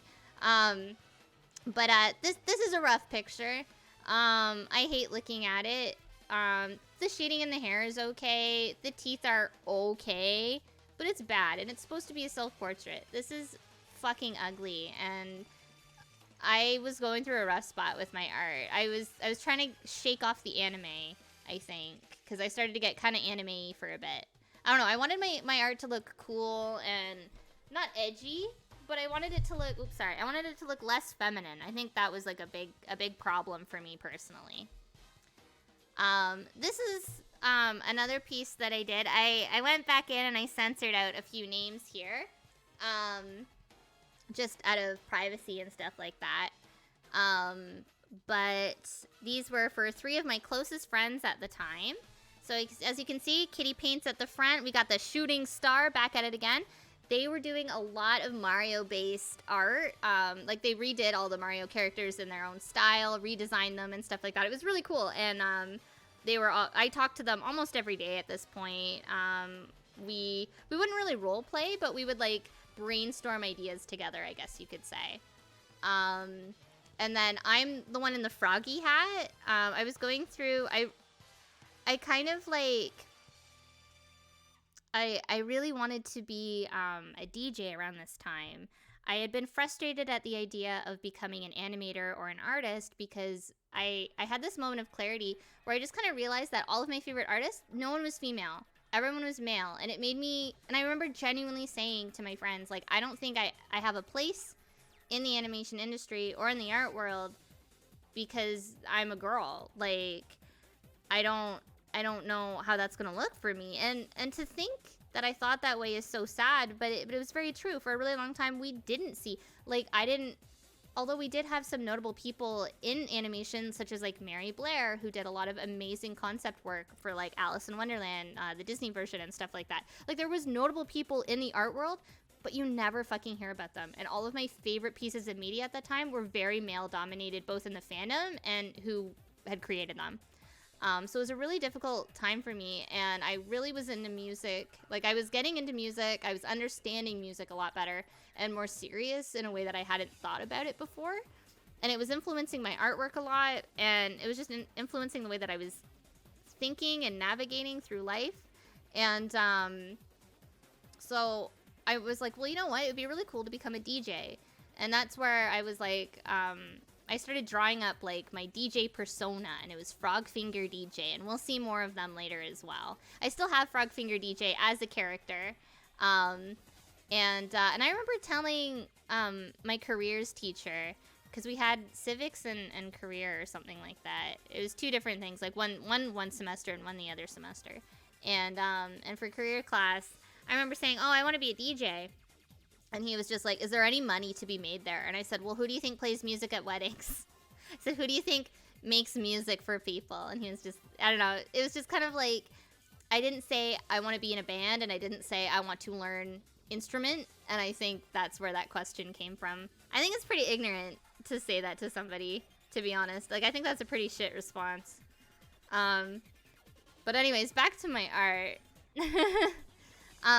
Cosmo says, fuck yeah, they wanted to be a DJ in the early 2000s too. They bought a pair of turntables and everything. That's fantastic. That's a lot farther than I did. I got a lot of software that I would play around with, but it was pretty primitive considering the time frame, and I remember I had to just delete it off the computer because my computer wasn't strong enough. Even back then, it was just like, what the fuck is this?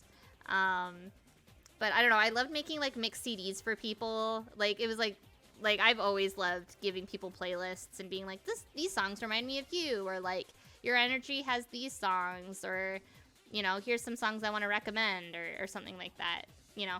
So like, I've always just been that way.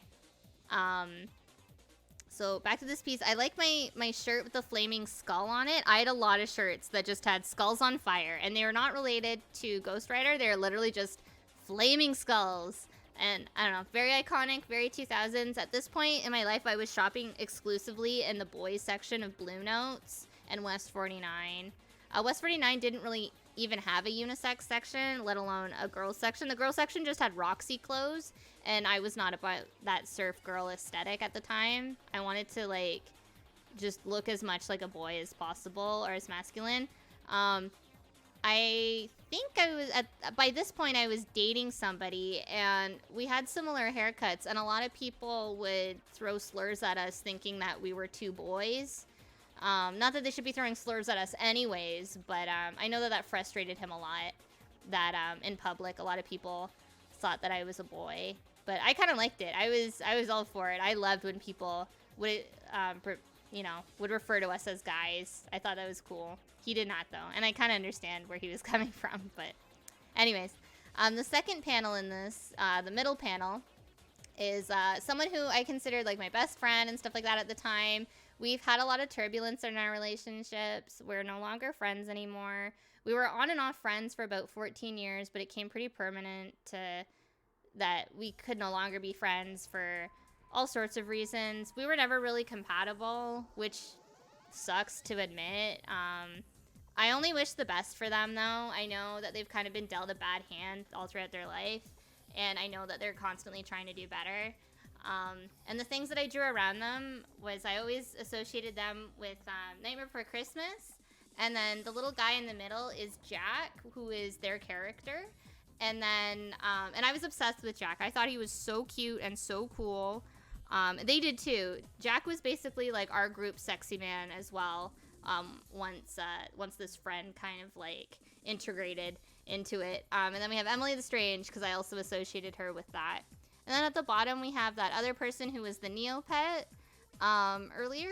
She obviously really liked Homestar Runner, and so that's pretty much, she had a lot of hyper focused interests. So like you would see in her artwork when she would get bored of Homestar Runner, it would be like the next thing, which again, there's nothing wrong with that. We all go through phases, regardless of, you know, if it's with artwork or not.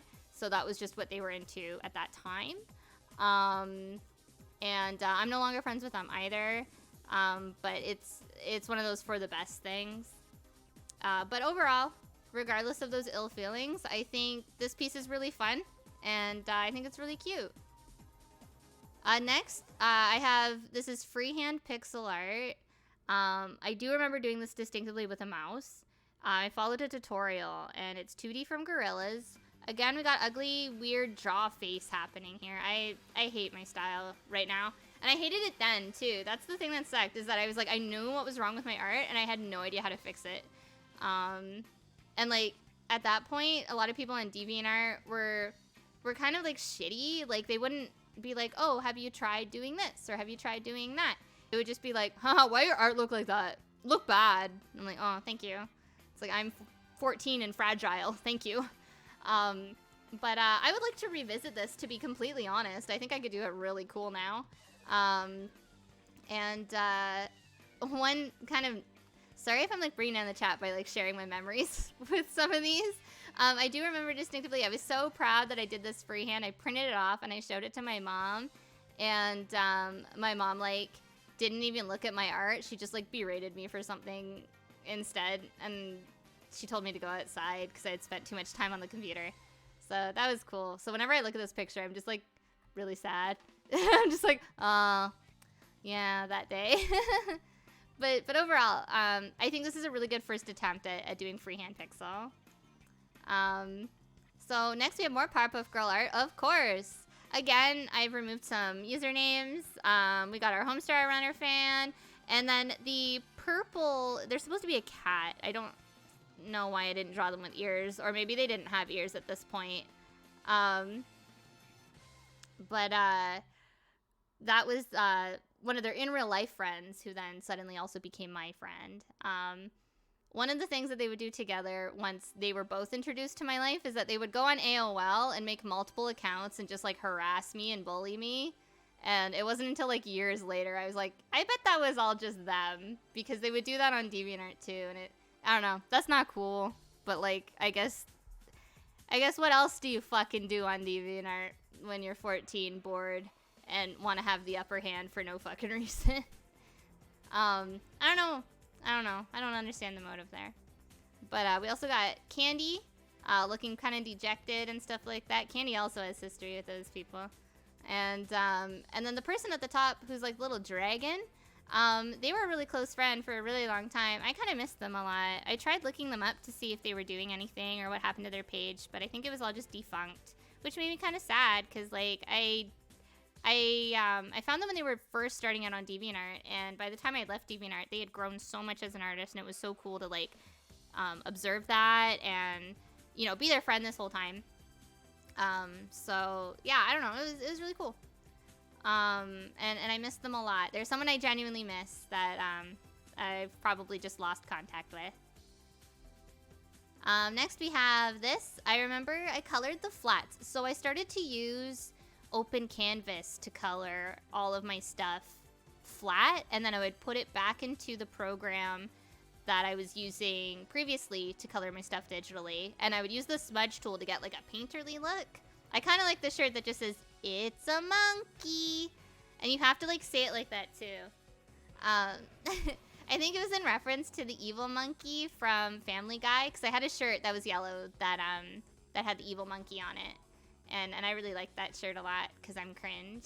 And but I actually kind of like this picture of Zombie Lily. I feel like I'm still drawing the weird jaw, but it doesn't look so bad in this picture, to be completely honest. I kind of wish I blended her purple streaks a bit better, but I know I didn't do that because I didn't want to fuck with the eyebrow line art, I think.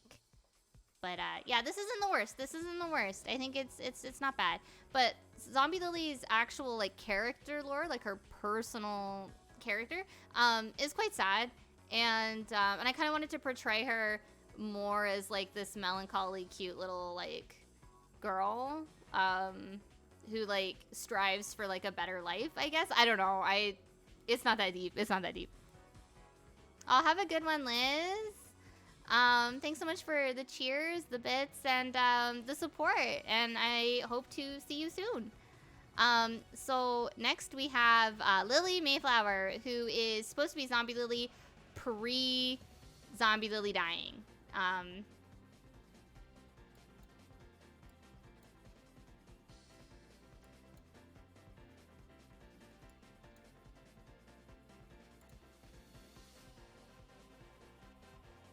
Sorry, my computer decided to just have a little burp, but it's okay now.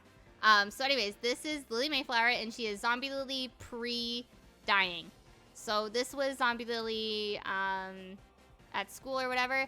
The base that I've used is definitely of an older woman. Like she looks more like a high school student, maybe like first year of college. She does not look like she should be in like 7th or 8th grade. But yeah, she was supposed to be like this cute, like happy-go-lucky, and the monkey on the shirt is direct reference. I know that I went with monkey. I know that I drew the monkey because I wanted to like put the gorillas in, but like not actively put the gorillas in, you know? And I remember Zombie Lily was supposed to have like sensitive hearing or something like that, and that's why as a human, she had what do you call like these? They're not earmuffs, but like they're like headphones or something like that. Next we have this weird angsty art. I don't really understand it, other than these are Spice Girls lyrics. These are literally, I think, lyrics from To Become One by the Spice Girls, which is really funny. It was supposed to be this really weird graphic image of like Amelia coming out of Zombie Lily's body, and then I ran it through like 20 filters, and I was like, oh, this looks so cool. I had like a cutout filter, the paint filter. God, we love filters. Whenever people are like, oh, people got 5 million filters on their fucking selfies, and I'm just like, bruh, so does my art. Don't worry about it. Don't worry about it. Next, we have Happy Birthday.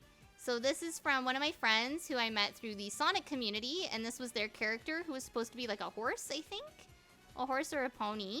I drew them in my style over drawing them in Sonic style because I didn't feel confident enough to draw them in a Sonic style. Their art was beautiful. I remember being so awestruck at literally everything that they did. We roleplayed a lot with our Sonic OCs. It was really fun.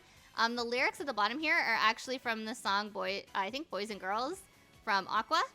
I don't know. I was trying to incorporate music into my art, and I guess that just meant writing the lyrics on it, which I still do, but just not as cringe. But yeah, I don't know. This isn't the worst. I'm definitely trying to figure out my style a bit better here. I've kind of gone back to anime in some elements.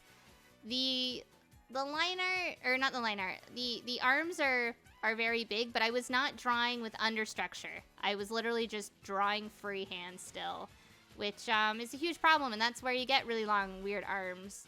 But I was kind of okay with it, because I was like, I don't know, the gorillas all got lanky arms and lanky legs. It checks out. Next we got Candy and I as Peaky and Poco, which are a defunct cartoon series that was pro-queerness, pro-gender fluid. It was like really progressive. It was very, very ahead of its time as far as queer culture, gender identity, sexuality, all sorts of stuff like that. Poco was my favorite because she had glasses and a cute little bunny backpack, and I just really liked her voice for some reason. Peaky was like aesthetically more fun because I liked the fact that she just had this really silly grin and bright pink clothes. But I think Poco's more powerful. She also had blue hair, but obviously I do not have blue hair, and she's drawn to be me. But Peaky and Poco is all uploaded on YouTube. It is an old Flash cartoon, but whoever saved it uploaded it. I think it's even the official people like who made it have uploaded it. Has it aged well? Kind of. I don't think. I mean, the animation's still pretty primitive, but it's got a lot of cool ideas going for it. I'm not going to say it's the best. It is really early internet. I'm just going to leave it at that. It's very early internet trying to be progressive, and I think it holds a really interesting and good place in queer culture, and it's a good starting point. I think it was good to be kind of exposed to stuff like that at a young age, and then just kind of like use that as a stepping stone. Is cool. And it was also about horoscopes because can confirm as someone who's gay as hell, the gays love the horoscopes. I'm constantly talking about everyone's star signs. I don't know. Yeah, it's aged pretty okay. There's like a episode where there's a vending machine where you can just pick a gender and buy it, and then when you're done with the gender, you can just toss it out and just get a new one. And I think that's kind of cool. I think about that pretty frequently. I'm like, shit, man, we need that. Where's that? So next we have a Homestar Runner wooden cutout. So I actually took shop because I wanted to learn like wood burning, wood cutting, and all that shit.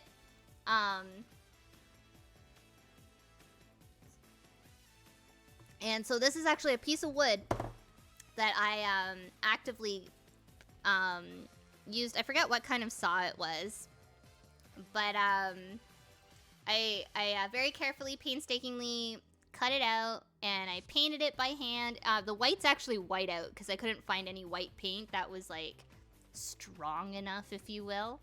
But yeah, I was a bit of a handyman, you could say. I'm really proud of this. This was my final thing. I also made a plexiglass Kool-Aid man, and I was the only person in the class to use multiple pieces of plexiglass to like cut and glue, and like I even painted a little face on him, and I gave it to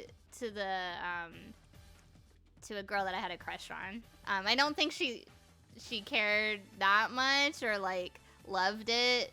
I think she liked it, but like I don't know. I'm pretty sure it's long gone now, which sucks. But yeah. Yeah, thank you so much for the cheer pie.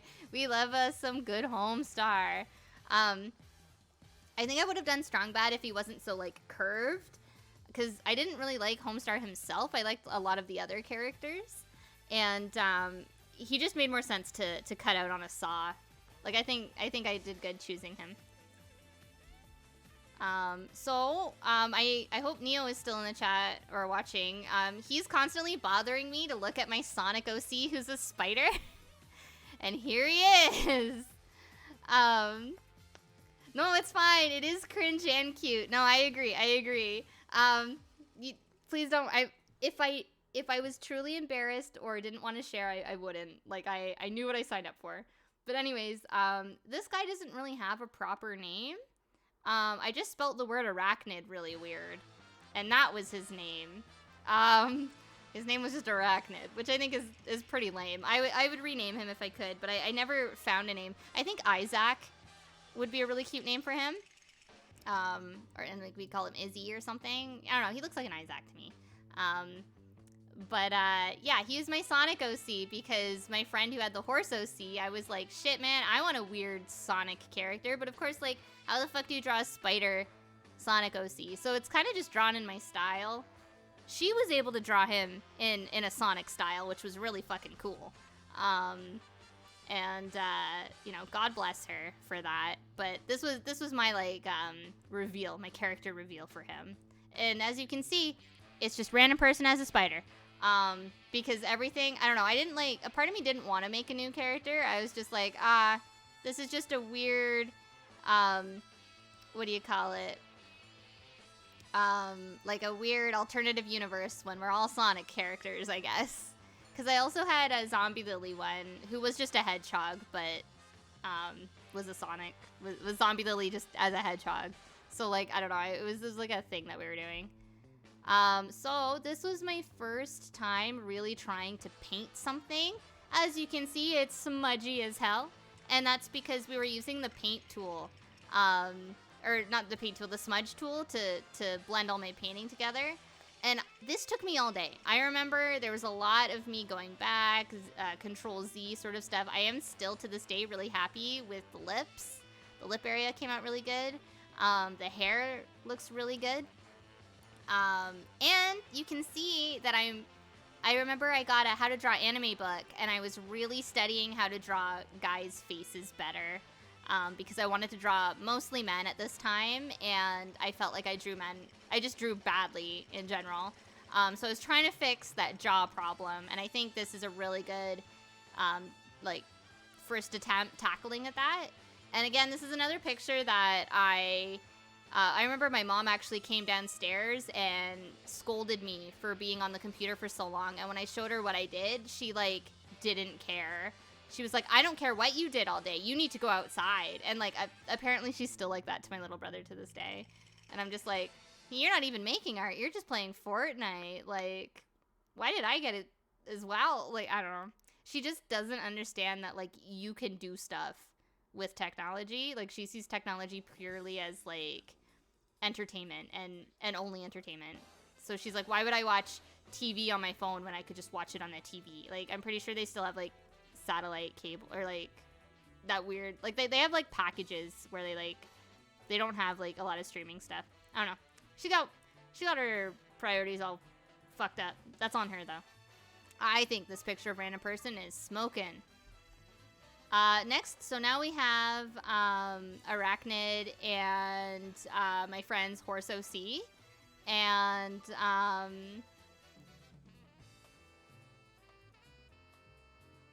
Pi says, sounds like she just wanted you to go outside because that's what she did as a kid. I actually asked my dad about this. Here's some dirt on my mom. Hello, internet. Here's some gossip about my mom. I asked my dad if my mom was really social or popular, and that's why she was so hard on me. And my dad was like, no, she wasn't popular at all. And I lost my mind. It was just so funny to me. Yeah, mom dirt. I don't know. I genuinely just think it was because, like, maybe her parents were hard on her, like, not loitering around the house, maybe. Because, like, I don't know, she was hard on my brother, like, last year, and it's like, Mom, it's a pandemic. Like, there were so many phone calls where I was just like, Mom, it's the panini, what are you doing? The Panasonic's still happening.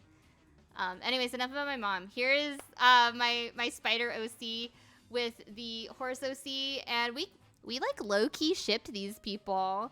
I don't know why. A horse character dating a spider, it's more likely than you think. I don't know. I would definitely say that Charlotte and Charlotte's Web and Wilbur, there was something going on. And in the Hanna-Barbera cartoon, she was kind of cute. I get it. They did her real dirty in the live action. She looked scary as shit. But no, she had that fat ass in the Hanna-Barbera cartoon. I personally always really liked her big blue eyes and her little cute pixie cut. I liked Charlotte. She was cute. But yeah, it's more likely than you think. And talk about sexy spiders. What about that French spider? I know we were weird about French earlier, but like, you know, the French spider from James and the Giant Peach. Oh boy, doki doki. But anyways, yeah, I actually really like this picture. I'm getting better at Jaws. You can definitely see that I am using more anime in the way that I'm drawing female characters. And I also really like that I'm trying to draw hands better too. This drawing absolutely has underdrawing to it, and you can tell the arms are still a little too long, but it's mostly on Arachnid, and it's I think pretty forgivable considering he has a lot of legs. Like it's just, you know, spiders have real big long. This is some daddy long leg shit over here. You know what I'm saying? I also like that I've attempted to give him... Okay, first off, I'm mad I gave him plaid pants. Or not plaid, beige pants. I'm mad about that. Fucking every time with these beige pants. Secondly, I like that they kind of remind me of Squidward's legs. And, yeah, the clamp proportions. You're right, Denim. This would have been around the era that I was into Cardcaptor Sakura, so that checks out. And, I don't know, I'm really impressed. I'm really impressed that you can see that I've taken the references... Sorry, I'm tired, so I'm yawning. But you can definitely see that I've taken the references and the resources that I have, and I'm applying them to my art, and I think that's really cool to see in this sort of stuff. Next, we have another picture of Alina. She was really into soccer that year, the World Cup. Unfortunately, as much as I was trying to do underdrawing, and I'm really happy with the hands here, I did her dirty by drawing her with a weird jaw. And I also did her dirty by drawing this really long friggin' arm. Both of them, so long. I think what happened here was I did the underdrawing as just a stick figure, but I didn't, like, go back and, like, fix it for proportion. I was just like, the pose's gonna be like this. And then I just used the concept sketch as, like, the underdrawing, which is not always ideal. You know, I think, you know, the hair, the way that I did her hair, because she had pink hair with black in it, or black hair with pink in it, rather. I think I tackled that pretty okay. This piece isn't terrible. I wish I had just drawn it better, because she deserves better. That's all I have to really say. Here's another picture for one of the people who ended up bullying me a lot. This was their character. I think this was for an art trade specifically. I really liked their character. They were like sweet pastel sort of energy. And I really liked all of the different shades of purple and stuff like that. I don't know. They weren't like quite a furry, but they were definitely like anthropomorphic. I still really like it. This piece isn't so bad. Okay, so now we have Human Amelia. This, I remember I was obsessed. It's so funny. I look at this image and it's like, I don't even want to talk about the art. I want to talk about what I was listening to at the time. So I was obsessed with the GTA 3 soundtrack, and I would listen to Head Radio all the time, specifically the track Fade Away. And whenever I would listen to that track, I would think of Amelia. So I would just draw a lot of Amelia, whenever I would listen to it. Like, I liked all the songs on it, but that song in particular. So this is what I drew while listening to it. I really like how I was shading the hair here. I was trying to learn how to shade darker skin at the time, which I think is pretty impressive considering that I didn't have any sort of resources, because all of my anime books, you know, were in black and white and had nothing to do with coloring. I definitely think like there's a lot that can be improved on, both with how I tackled it, and just like it's very muted looking just overall. Like, her hair is like the brightest thing in this picture. But I think for a first attempt, this is really cool, and I like it, and I'm proud of myself. It's definitely not the worst. And I really like her eyes as well. I also like that I can see that I was really hesitant to blur any sort of shading around where the daisy is on her shirt. And I'm really impressed with the hands too. I've never been good at like shading or drawing these, but I'm glad to see that I'm in good company with my past self on that. Next, so Cuba. That was I guess the name of the character. So that was the thing, is that I censored people's usernames, but if there's like a character name, like that's not their username, so like I didn't really censor it or anything. So this is my friend's Sonic Horse OC as a My Little Pony. This picture in particular has some interesting history. So when I was in grade 11, I was a part of yearbook class, and they wanted it to be an 80s themed yearbook, but we obviously couldn't put anything copyrighted in it. But it had to like have the look and aesthetic. So I basically took this picture, edited it, I yoinked it off my DeviantArt. This is years later after I made this, by the way. I took it and I edited it so it had purple hair, still the gray body, and I changed the cutie mark to be, I think, the school's like logo, which was a horseshoe, and I submitted that, and everyone wanted it to be like the inside book cover, like not even the cover of the yearbook. They wanted it to be like the first page when you like open it. And oh my god, the boys in my class protested that to the point where the 80s theme just was completely canceled because they hated the fact that My Little Pony was going to be on the front page. So if that isn't fragile masculinity at its like finest, then I don't know what is. I always thought that was pretty bullshit, because it's just like there was going to be other things on the front page. I don't know why specifically. I think it was, you know what? I think it was genuinely because these boys didn't like me, and they didn't want, and like I was the only one that could draw in the class. So when we were making the yearbook, everyone was like, can you draw this for the yearbook? Can you draw that for the yearbook? And I'd make all this art, and then they'd go back and they'd like remove it and shit. The yearbook ended up being done second semester by a completely different class and group of people, and they just very quickly did an under the water theme. Oh boy, I didn't even buy that yearbook because it was a fucking hot mess. We worked so hard on this cartoony 80s book, only for it to all just be tossed out second semester. God. Anyways. Any Kingdom Hearts fans in the chat? That's what the real question is. Y'all like Kingdom Hearts? I know I love Kingdom Hearts. I am literally the biggest Kingdom Hearts fan. You come over to my house and you're like, geez, Pluto, Kingdom Hearts much? And I'm like, yeah, no shit. I've never played a Kingdom Hearts game. And I don't own a Kingdom Hearts game. And but because random person had this cool like demon sort of persona that we were role-playing with, I wanted to draw him. And again, I was using references and stuff like that in my how to draw manga book. I remember distinctively like his face, the angle and stuff like that is referenced specifically from like a head rotation that I think. And I was just like, yeah, let's do this. So I referenced that. And so my friend Janine, she really liked Kingdom Hearts. And through them, I learned about Kingdom Hearts because they would come to school and they would be like, you know, oh, like I gotta show you this game. Janine was so wholesome. They invited me over to their house and they had saved right before the end of the game so that they could show me the end game cutscene. And she was so excited about it. And I got emotional for these characters that I had never seen before. And it had changed my life that day. As someone who does not like the Kingdom Hearts series and has no interest in it, I fully understand why people like it and why people are attached to these characters. By no means do I think it's a bad game. It's just not me. It's just not for me. Also, hello! I know it's Villanare? Oh, I know who you are, but I don't want to use your real name.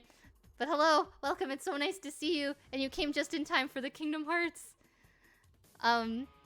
But yeah, and I do remember just being obsessed with the idea of different worlds, just having different themes and stuff like that. Like, there's a lot of good things that are genuinely interesting to me within the Kingdom Hearts universe.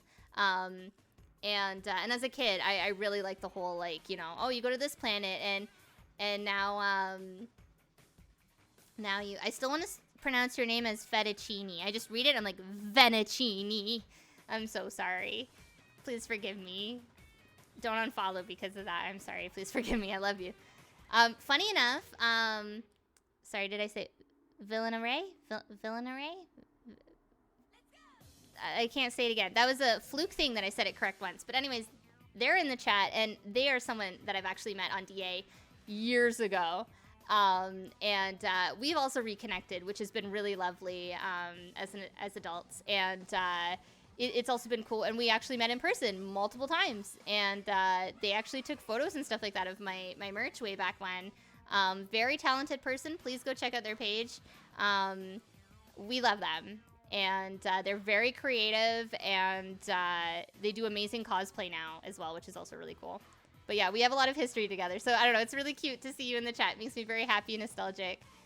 But yeah, so it was really cool to kind of, I guess, learn about Kingdom Hearts through my friend Janine, and they're very much like me in the sense that they have a lot of hyper-focused interests, or like they go through them and stuff like that. They still like them later, but just like not as much as when they first learned about them. And I'm very similar as well. And so I drew this because I really liked all of the logo art and stuff like that in Kingdom Hearts. Still do. And yeah, I don't know. I thought it was really fitting. Now, another funny thing about this specific piece is that a very popular Gorillaz artist commented on it. And she did something very shady. She knew. I had sent her fan emails way back when, like much earlier. And I had mentioned like, oh yeah, like I really like your art, whatever. And I even drew them fan art just to be nice. And I was just like, hey, I like your art, and I'm a fan. I made this for you. Never got any response back, and they were kind of on their high horse, to be honest. I support them from afar. Like, it's really cool to kind of like see how much they've grown and all the projects they get to work on now. But they are definitely the type of person who has gone to a convention wearing a big shirt that says I'm popular on the internet, like, but it's not ironic. But anyways, they commented on this piece, and they said, wow, this looks really good. If you like Kingdom Hearts, you should check out my page. And so I commented, oh wow, it's really cool. And then they like, I forget what they did, but they responded back to me, and they like kind of pressured me to like fave their piece. And they were kind of acting like nobody had looked at it, and it had hundreds of favorites. And thousands of comments. And back in the day, that was huge. That was a big deal. You got more than 10 comments, God mode. That's DA God mode. So I don't know. I always felt that that was really funny that they came to me and they were just like, hey, can you check out my page? Like, fuck off.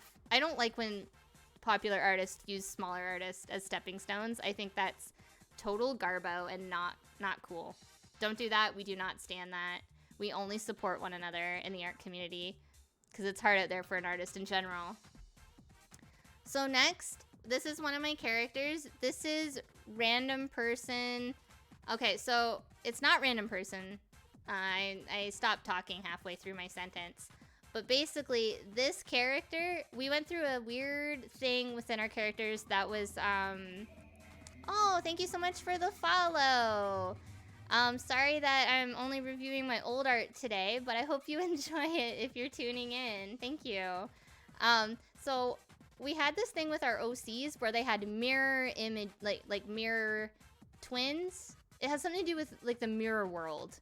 And they had all of these opposites. And this one is random person's opposite. I really like his Sonic-inspired shoe. That's probably the best shoe I've drawn that year. And I remember I could not capture that lightning in a bottle again. It was a pretty iconic shoe. The pose specifically for this was like of a cave woman or something from my How to Draw Manga book. And I tried like fixing his shorts, I guess you could say. Like I wanted his shorts to be like cut off or rip off shorts, like jorts. And I don't know. He's supposed to be a raver. This character I still use today. I do want to rename them because their name was reversed. So like we called random person RP. So this was PR. And his stage name was Puerto Rico, but spelled incorrectly. And I do want to change it because I think it's kind of awkward and weird to name him Puerto Rico. But yeah, he would always end sentences with kind sir. That was like his thing. That was his like how I would like type out his stuff. And this character currently is still in my roster of characters, and he is a male stripper, gender fluid, uses any pronouns, and is a mom of one, a single mom. And I don't know. I really like this character, and I've always kept the cute star on their face. I think it's just a sticker, and that's why it changes color. For a while, it was supposed to be like a tattoo, and it would like change. It was like a mood ring tattoo. So if he was angry, it would be pink, and if he was neutral, it was like I think like a darker color or something. If he was sad, it would be blue. It was so silly, but that was the only way that I could remember. Like if I colored it a different color or something, I'd be like, oh, it's just because it's a mood tattoo. I don't know. I think I was trying to get around something like that. But yeah.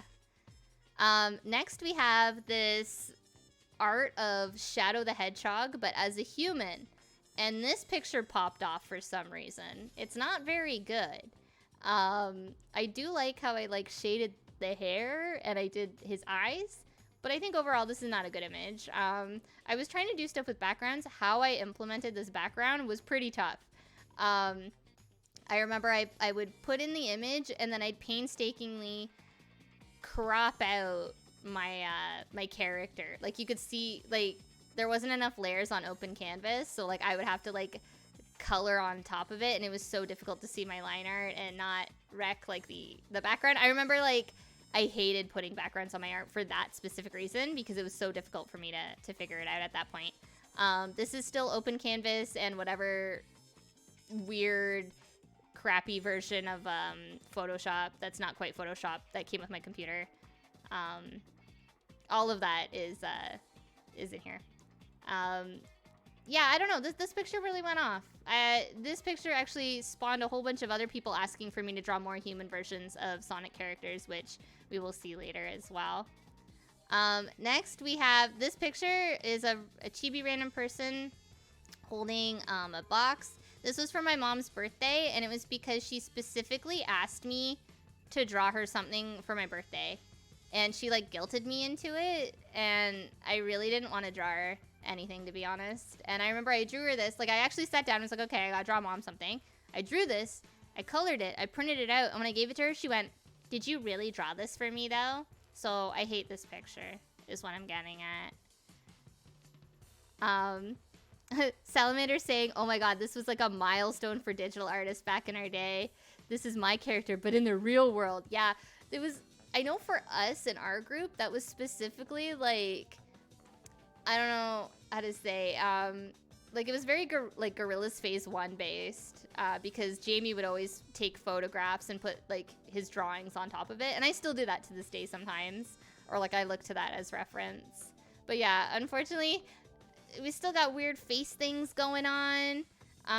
But I think the upper top, like the upper, like nose and eye area is looking better. And the smile's really cute. I think if we just like rounded out the face a bit better and made it a little shorter, this is actually not bad. And I think the neck is really what's doing it for me. Like I really don't like the neck here, but yeah. Now we have more Yogurt. This is Yogurt as a fairy, because I went back to my roots. My mom had found a picture that I had drawn of like a fairy for an art trade, and she goes, why don't you draw more fairies again? So I was like, okay. And then I was like, wouldn't it be hot if like, cause like, I don't know, the male fairies in Fern Gully are kind of like horny. And I think I was like thinking about that when I drew Yogurt as a fairy. I don't know why I gave him all of these like weird, solitaire looking ass tattoos, but those are not canon. Yogurt now has like sleeve tattoos that are like all pop culture-y and stuff like that. This character's grown a lot from way back when. I think I just didn't give him tattoos or big tattoos then because I didn't really know much about tattoos or consistency in my art and stuff like that. And it was just, I knew it would be too big of a deal for me to like try and keep up with that. I like the concept of this though, and I actually got a lot of fan art of Yogurt as a fairy, which I thought was kind of interesting. I don't know, people were into this, and I'm kind of into it too. I like it. Maybe I'll revisit this. So now we're introducing another character. This is Alex Manzi, and he owns a pizza shop. I know it says Pizza Hut, but it was just like, we just like laughed and said it was Pizza Hut. He's Random Person's best friend. They've been friends since high school. So is Yogurt, by the way. Yogurt and Random Person and Alex all went to school together. What is your question about the hair, Denim? Is it Alex's hair or Yogurt's hair? Do not... Don't make fun of my OC art. I'm more than happy to answer any questions that you guys have, though, about my OCs. Yogurt's hair. Okay, so Yogurt's hair is a mohawk with a Chelsea. And a Chelsea is basically when you only have bangs. And then he's got, like, the mohawk down the back. And then he's got two... Like, the two sides... Like, the side of his head on both sides is shaped. So he's got bald spots. But, yeah. His hair is, like, pretty unique. I didn't want to draw him with no bangs. I thought he looked really cute with like shaggy front hair. I've never wanted to think about what his hair would be like if it was wet. Funny enough, I actually got this haircut in end of grade... No, it would have been grade 11.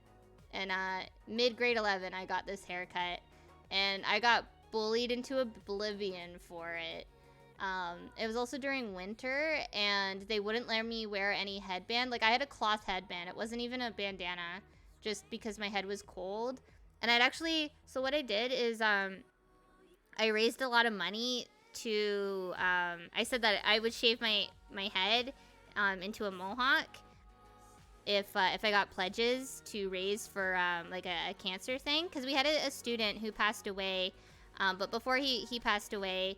he was battling cancer, and we were doing like a big drive for him, and I was just like, oh, I can get a really rad haircut, and I kind of used the fact that nobody liked me to my advantage, because I said I will shave my head into a mohawk. So a lot of people donated to me because they wanted to kind of ridicule me. So I donated a lot of money, or I got a lot of donations or whatever, and I got my hair shaved in front of the whole school, and I don't know, I really liked my hair, and my mom was supportive of my hair, surprisingly.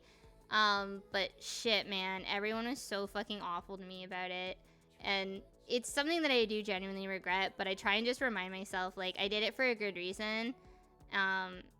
It's actually kind of funny. It's not funny, but like in retrospect, the person who we were raising money for was not nice to me at all. But I was just kind of like, well, this sucks for him. Like we gotta, I don't know. I was for the fundraiser, and I also thought like, yeah, this will be a good way to get some money. But fuck, I don't know. Don't do it. Don't ever shave your head into a mohawk. Is what I'm getting at. I did learn that I have cute freckles on my head, and I do have a nice shaped head. I don't have any big dents or anything. But yeah, it's something that we all have bad haircuts, and that was mine. I thought I would look like Tank Girl. That's what I wanted. I wanted to be like Tank Girl. But yeah, so anyways, here's Alex. We always made, like jokes about Alex smelling like pizza or tomato sauce and stuff like that. Sometimes if my friends wanted me to bring him into the roleplay session, they'd be like, oh, what's that smell? It smells like pizza. And then like I would like bring him in and stuff like that. Oh my god. I'm gonna call you Fettuccine, okay?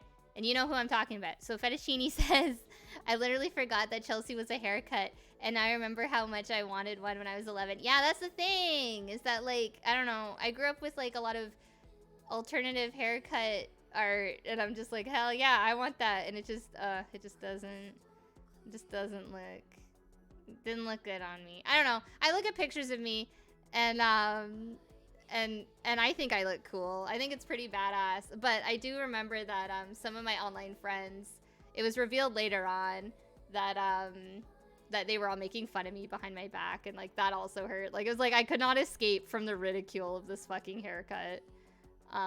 But yeah, this pose is kind of like feminine, but I'm kind of into it. You know, how else are you supposed to friggin' work it with a pizza? Like if I was delivering pizza, I would definitely just act like it's my runway, you know? I think he's valid for this. That was the thing though, is that my How to Draw Anime book, as much as I wanted to learn how to draw men better, all of the posing were like specifically women based. But I don't know, I don't have a problem with it, to be honest. Obviously if I did, I wouldn't be drawing these these pictures. So Kill Bill became a really big influence in my life at this point. My friends and I kept drawing one another as Kill Bill characters. This was specifically an art trade with someone who I was more of acquaintance with, and I knew them from the MSN Gorillas group as well. They never finished their half of the trade, and they contacted me years later to tell me that they found God, and that's why they didn't do it. And then they I'm pretty sure they wrote some like mean things about me as well, and liking the gorillas, because for those of you who don't know, Murdoch and Gorillas is a Satanist, and like, I don't know, they were just really popping off in my notes, and I never like wanted to be closer to this person or like really be their friend. That's why they were only an acquaintance. And so when they went off like that, I wasn't really hurt by it. To this day, I still think it was really funny. It's like, I didn't finish my part of the art trade because I found God. And I'm just like, oh, well, good for you. Good for you. I do hope that they're doing well, regardless of what they're doing. But yeah, I don't know. Out of all the excuses, just like, okay. I actually kind of like this. They wanted me to specifically draw them as Oranishi. And I remember all of the comments on this was that she's holding the knife the wrong way. But I wanted her to be like stabbing someone with the katana, and everyone's like, no one would hold a katana like that, blah. And like, I don't know. I think they're all wrong for that. It doesn't look terrible, and like even if it's incorrect, it doesn't look terrible. This I drew. So my uncle, he was going through some shit, and I was really close with my uncle around this time. He was the one that I watched all these movies with, like Kill Bill and stuff like that. He showed me a lot of really cool stuff. Like he got me into oh shit, what was the other one? It was just there in my brain and it's gone. But he got me into Kill Bill. He got me into like Sin City. He showed me so many cool movies that became some of my favorites or like really influenced me at the time. And yeah, Radical Cosmos says, pretty sure she does stab someone in the foot like that in the movie. I'm pretty sure that's why I drew it like that, because I swear to God, somebody does just stab someone, like, really, like, crudely like that. I don't know. You know how people are when it comes to that sort of technical stuff, so, you know. And yeah, this was actually another piece of mine that popped off, which I was really interested in, because it's just a self-portrait. It was done again on one of those boards. This one was done with a tablet, I distinctively remember. I really liked how I did this, and I ended up doing 2 more pieces similar to this for 2 different friends. And I wanted it to become a little bit of a series where I would just draw characters like this on occasion. And within the 3rd portrait in, and it wasn't even like these were back to back either, and I remember the 3rd portrait in, someone was just like, these all look the same, I don't know why you keep doing this. And I just think it's really funny that I used to get comments like that when Funko is like going strong, and how everything fucking, you know, one could argue everything looks the fucking same with that, and that's like massively popular. I don't know. I don't think, and I even said, well, I'm doing a series of these, and he's like, people are gonna stop looking at your art if it's all the same, and then I got scared and I dropped the series. So, like, I don't know. People don't realize how much influence that they do have when they say, like, kind of offshoot comments like that, you know? Oh, what looks the same? So I drew a few other pictures that had a similar internet, similar energy to this, and, it was supposed to be a series, and someone complained that they all look the same, but that's what a series is. Like, it's supposed to be similar content, yes? Like, I don't know. A lot of my younger friends, like, it was the same friend who told me, like, fan art was bad, and then for years I didn't draw fan art, because I was just, like, I don't know. I was, like, bullied out of drawing fan art. It was really weird. Talking about not drawing fan art, here is Growlithe, but as like an anthro. I thought Growlithe would look really cool with a mohawk. Obviously, I was just really committed to mohawks, and I think I'm a better person for it, to be honest. So he's supposed to have like little wispy bits, not like a Chelsea in the sense of like he has bangs, but he's supposed to have like little like sideburnies. It's not actually sideburns though, it's just like longer hair. And then the mohawk. It's not, he didn't get shot. It's meant to be a bruise. It's meant to be a bruise.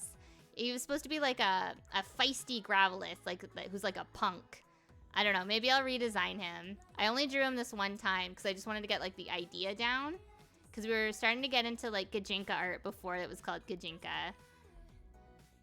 So here's another picture. So I always kind of thought that Lily, like human Lily, didn't look really like zombie Lily. So here's my second attempt at drawing her, and I really liked it at the time, and I thought it looked really good. And I remember somebody just went off in the comments critiquing her mouth, and whenever I look at it, I'm like, mouth's not that bad though. Mouth could be a lot worse. I think this is a massive improvement. You can see that I'm still learning. Like, honestly, if you wanted to critique something, critique her thumb. Like, what the hell's happening there? But yeah, I don't know. Whenever I look at this, I'm like, oh, that guy really hated her mouth. I don't know. Comment on, like, how high up and strange her chest is. I don't know. Like, I see so many other problems that we could have talked about, but the mouth was where that man drew the line. It's probably a kid. It probably wasn't a man. But yeah, I don't know. That's my funny history with this one. So here's more of Porto. This one was specifically drawn while I was like listening to Lene from Aqua. So Lene from Aqua, that's the girl, by the way. She left Aqua for a bit to do a solo career, and her debut single was "It's Your Duty," in brackets, "to shake your booty." And it's a bit of a banger, you guys. The music video is hypersexual though. So if you're sensitive to stuff like that, do not look it up. But definitely look it up on Spotify. There's no music video there.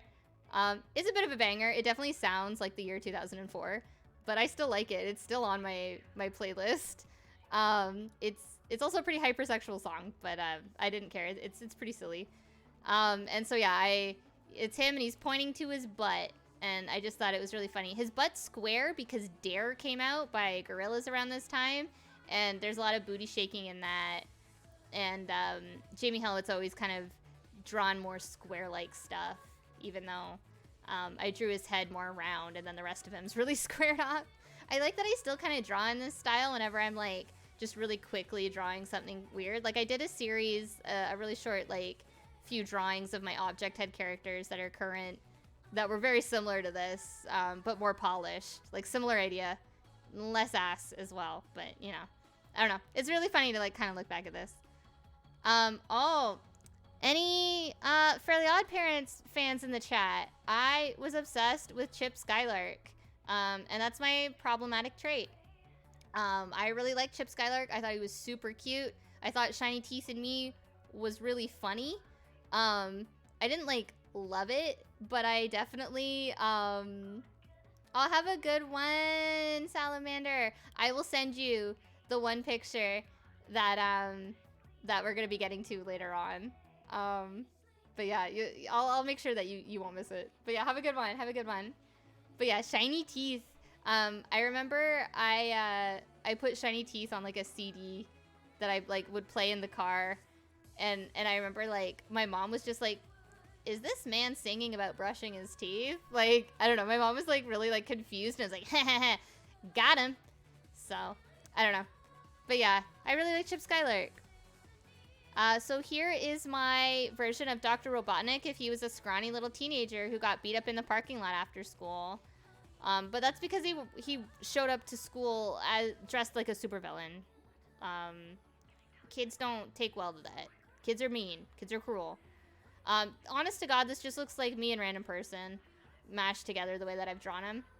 I do really like it though. I captured his boots really well, and I really like his hand. I think I've drawn that well. This is a pretty good drawing. This drawing also popped off. Everyone was suddenly horny for Dr. Robotnik, and I'm glad everyone felt the same way I did. This was conflicting to draw, because like we know what Robotnik looks like, and then I was just like, what if I made him catering to my interests only? But yeah, I still like this image. This image still holds up. So this was another one of Kitty Paint. They were dating someone at the time who had a similar looking persona. So we were doing an art trade, and they asked me to draw them like that. The way that I've drawn their hair kind of makes their head shape look kind of strange, unfortunately, like in both cases. But this isn't bad. This is more simple MS Paint art, but it's cute. It's cute. So here's more of Justin. I know we saw him way, way, way earlier, but here was his more updated look. My ex-friend designed his outfit and his color scheme, and I don't know, I kind of liked it. And I kept a lot of the elements when it became just my character. Again, we got weird. The weird chin didn't completely go away, but I think because of the way that the characters, like the way that his hair and his hat is, this isn't awful. I kind of want to redesign this character, to be honest.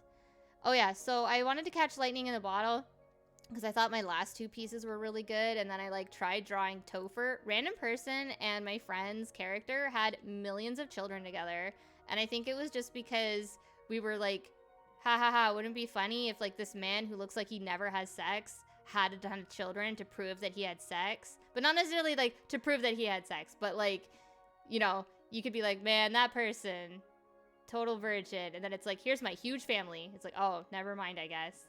But anyways, this was one of his kids. His name was Topher, and this drawing's really ugly, but I'm glad that the facial shape's a bit better. But yeah, random person fucks is what I'm getting at. This is more Kill Bill inspired art. This was specifically inspired by the artist who did the animated segment in Kill Bill and the animated music video for Breaking the Habit by Linkin Park. I really like the sketchy aesthetic. I couldn't capture like that person's style, so I didn't want to draw it in that style. I did remember a few times drawing it, like trying to draw it like that, but I couldn't capture it, so I just did something inspired by it instead. I kind of wish I like didn't make her face so thin. We're still getting weird. We're almost done. We're almost shaking off this weird face thing that's going on. Almost. But yeah, this one isn't awful. This one isn't awful. We're almost out of all this. Here's my human Big the cat. I really like him. He's got arms that are way too fucking long. And he's got big Jinko jeans. But I really like his big yellow glasses. I like his little white goatee. His big stupid zipper that doesn't make sense on his hoodie that doesn't... His zipper doesn't even go all the way through his zipper. Like, it stops at the front pocket on the hoodie, I guess.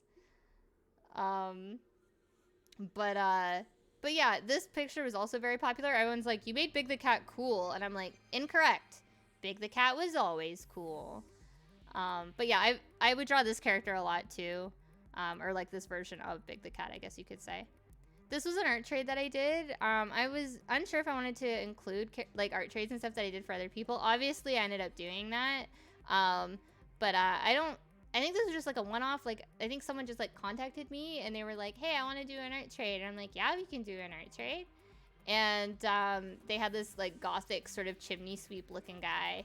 And I was really excited to draw him. I actually still really like this picture. I think the rabbit head could have been done better. And I wouldn't have made like, I wouldn't have put the bright red. I would have made it like a purple or something like that. But yeah, I don't think this is awful. I really like this one. It's not bad. It's not bad. And I think me drawing all lanky and weird really works for this character.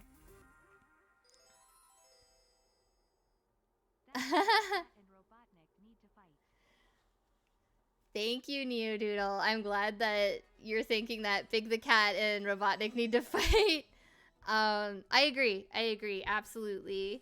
Big round glasses, scrawny tall men, fight. So this is another one for another person who ended up secretly bullying me, but I didn't know it was her until like years later. And this is her, and like she had like a character who was like a cat with like wings, but I drew him as a human. The faces aren't... I like the face on the cat boy. How I drew her is not great. The hair is really strange. And I don't mean like the character is strange or anything. I mean like the way that I drew the hair is really strange and unappealing. And if she hated me because of that, I don't blame her, being completely honest. But I'm glad that you liked the Eggman because we got more Eggman. We got our favorite egg boy. And we also have Amy. This is the first appearance of human Amy. And when I did this, I remember everyone was like, you got to do the rest of the characters. And I had a lot of pressure to do that. And it was very stressful. So you're going to see a lot more Sonic art. I don't really like how I drew Amy, to be completely honest. What arc are we in? This is like, I think, end of grade 9, early grade 10 maybe. And I'm getting back into drawing fan art after being very hyper-focused on just my OCs for a really long time. And now, but when I do fan art, I'm redesigning all the characters so that they're like my versions of them. Which was also pretty popular in my friend group. Like, I had friends who humanized the characters of Aqua Teen Hunger Force. We saw it with, like, some of my friends did it with, like, Homestar Runner characters. It was something we did pretty frequently just to, like, take a new, like, our take on already popular media. Have a good one, Casey. Thanks so much for joining me. And have a good one. Thank you. But yeah. So now we have Human Rouge the Bat. I like thinking that she just had really, really, really long boots. And I mean, technically she does. I would like to redraw this. I think she has a lot of potential. Her hip and leg is really strange. So that was the thing, is that I found that I got a little better at drawing men, but in return, I had to trade how I was drawing women. And for a really long time, my art has really poorly drawn women, which sucked because I drew mostly women. From this point on. So, get ready for that, fellas. But yeah, I don't know. I like this. I like that I gave her little floaty bat wings. There's a lot of potential here. But, it looks bad. Anatomy-wise, it looks bad. Also, I went through a phase where I really was into Hellboy. That was another movie that my uncle showed me. And this is weird teenage humor. I was like, his sawed-off horns look like cupcakes. He says, aw crap a lot. That weird gas mask guy now is wearing a bucket hat. Like, what the hell is this? This is peak teenage humor. I did have a crush on my version of Hellboy because, of course I did. It was weird. But, I don't know. I kind of like it. I have more Hellboy art. This is really weird. I don't know why the fuck I did that to his knees. He didn't deserve that. It looks like fucking window blinds or something. Again, I told you, I'm not good at drawing knees. But this is pretty bad. This is probably the worst set of knees I've ever seen in my artwork. But yeah, he likes cats, so I drew him with a cat.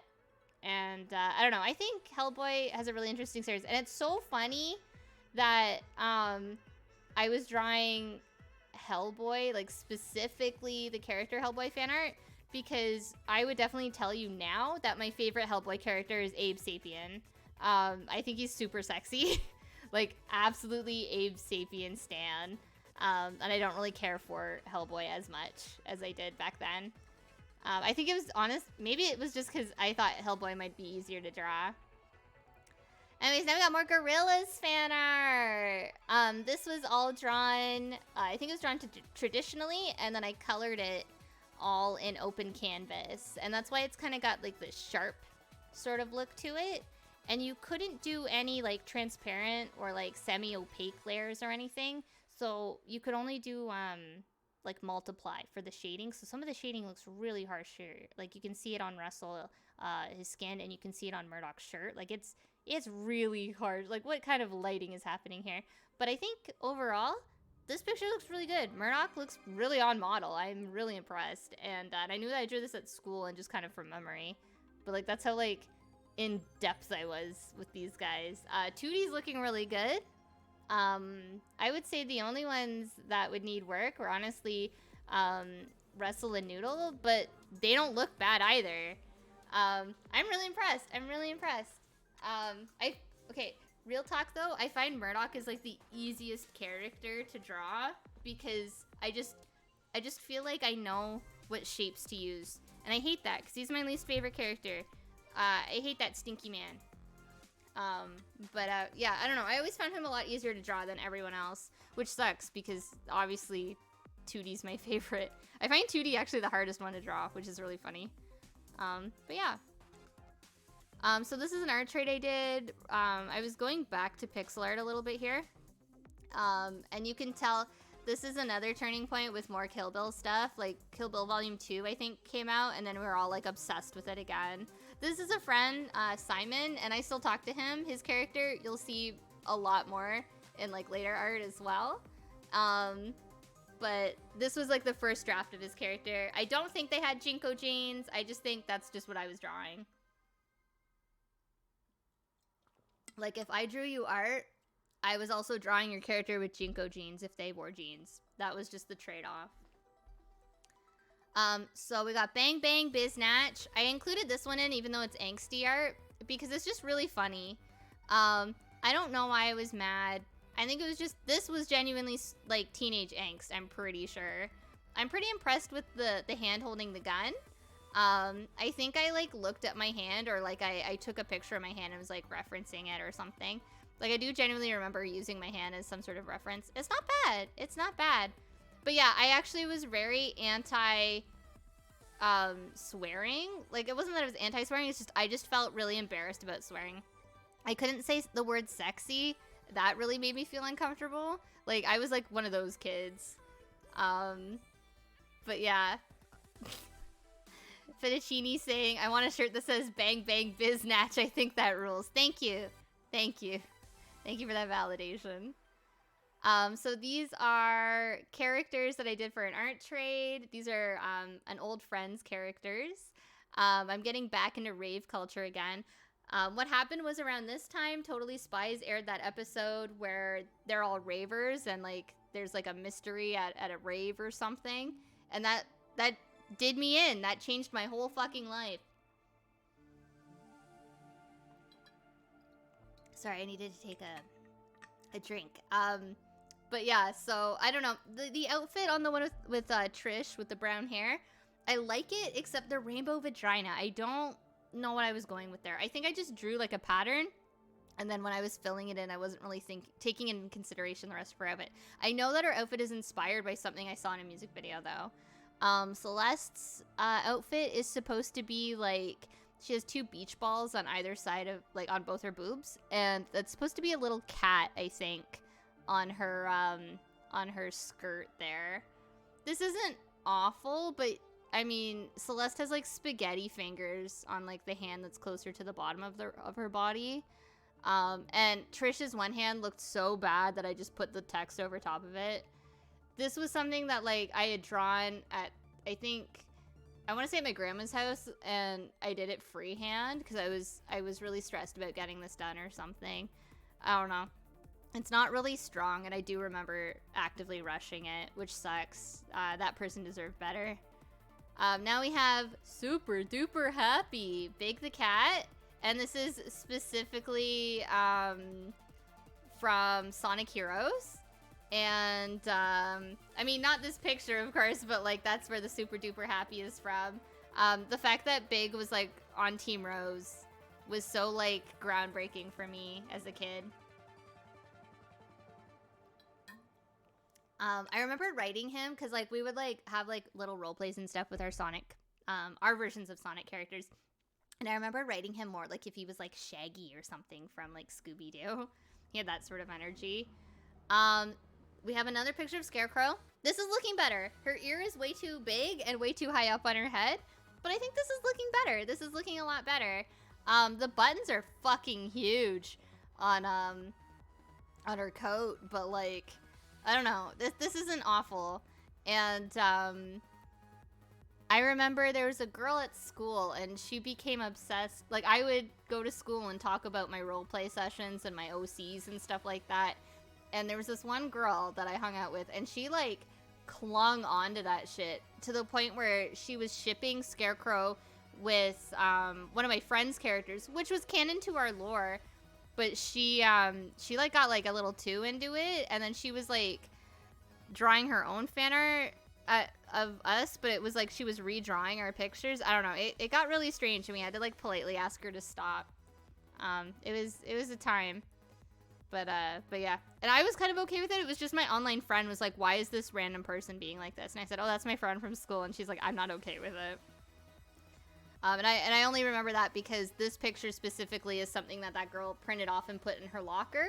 But she didn't tell me. So when I, like, went to talk to her at her locker, she, like, opened her door and it was just this picture in there. And I'm like, pardon me? It was just really strange. I mean, in retrospect, it's a little flattering, honestly. But at the time, it kind of, like, caught me off guard. Now we have a more sexy picture of Nobody, and his Jean bucket hat. I guess it's Jean. I did him real dirty. I think his puffer turtleneck looking ass jacket. It was definitely inspired by 2Ds, but, like, this looks bad. The drawing overall is not bad, but, like, this, I don't know, huge ear. There's just a lot going on. I guess. I don't know. I don't have much to say about this. I can tell that my art is improving, though. So that's why it's in here. So here's a comic that I did. I was dating... I had an online boyfriend at this point, and his name was Jay. And then I had an in real life friend, kind of, named Andrew. And so he's saying, hey, do you have any other internet friends? Because Jay wanted to know, like, you know, who else was in, like, my little circle of friends. And I said, yeah, not really. Like, I'm just chatting with you and one other person. And I remember Andrew said, put me in the group chat. He's like, put me in the chat with you and Jay right now. And I said, okay. So I did. And then all he shouted was Mega Man rocks and then logged off. And it was really embarrassing. But that became, like, our saying where Andrew would be like, okay, I want to talk to Jay. And I'm like, okay. So then I put him in and he'd just shout something about Mega Man and leave. And that was what we did. Funny thing about Andrew, though, and why I said kind of an in real life friend. Now, I've never met him in real life, but yeah, it was just, it was funny. Because he ended up becoming friends with the girl who lived down the street from me, who was my friend. And she moved away to Hamilton, and then he lived in Hamilton, and they were friends. So when I became friends with him through DeviantArt, he was like, oh, hey, my friend here knows you, and I think they're like married now. So world's really small is what I'm getting at. He ended up knowing my childhood friend, and I met him through DMR. Is really weird. Next, this is my All About Me t-shirt. It's high cringe. This is something, it was a school assignment, but I'm getting better at coloring, and that's why I wanted to include it. There's some characters on here, like Nobody. I really like this little chibi angry Scarecrow. That is some peak early 2000s art. We have Amelia at the top there. Now I wrote mouthy, so these are supposed to be adjectives that describe me. I have colorful, confused, mouthy. So mouthy is kind of like, I meant to be like feisty. Like I think that's what I meant, rather than like mouthy. Like my mom and my dad always called it as being mouthy, but it's definitely being feisty. Creative, making the pizza. Corn. I think that's the best adjective in here, to be honest. Annoying. That's kind of sad that I included that.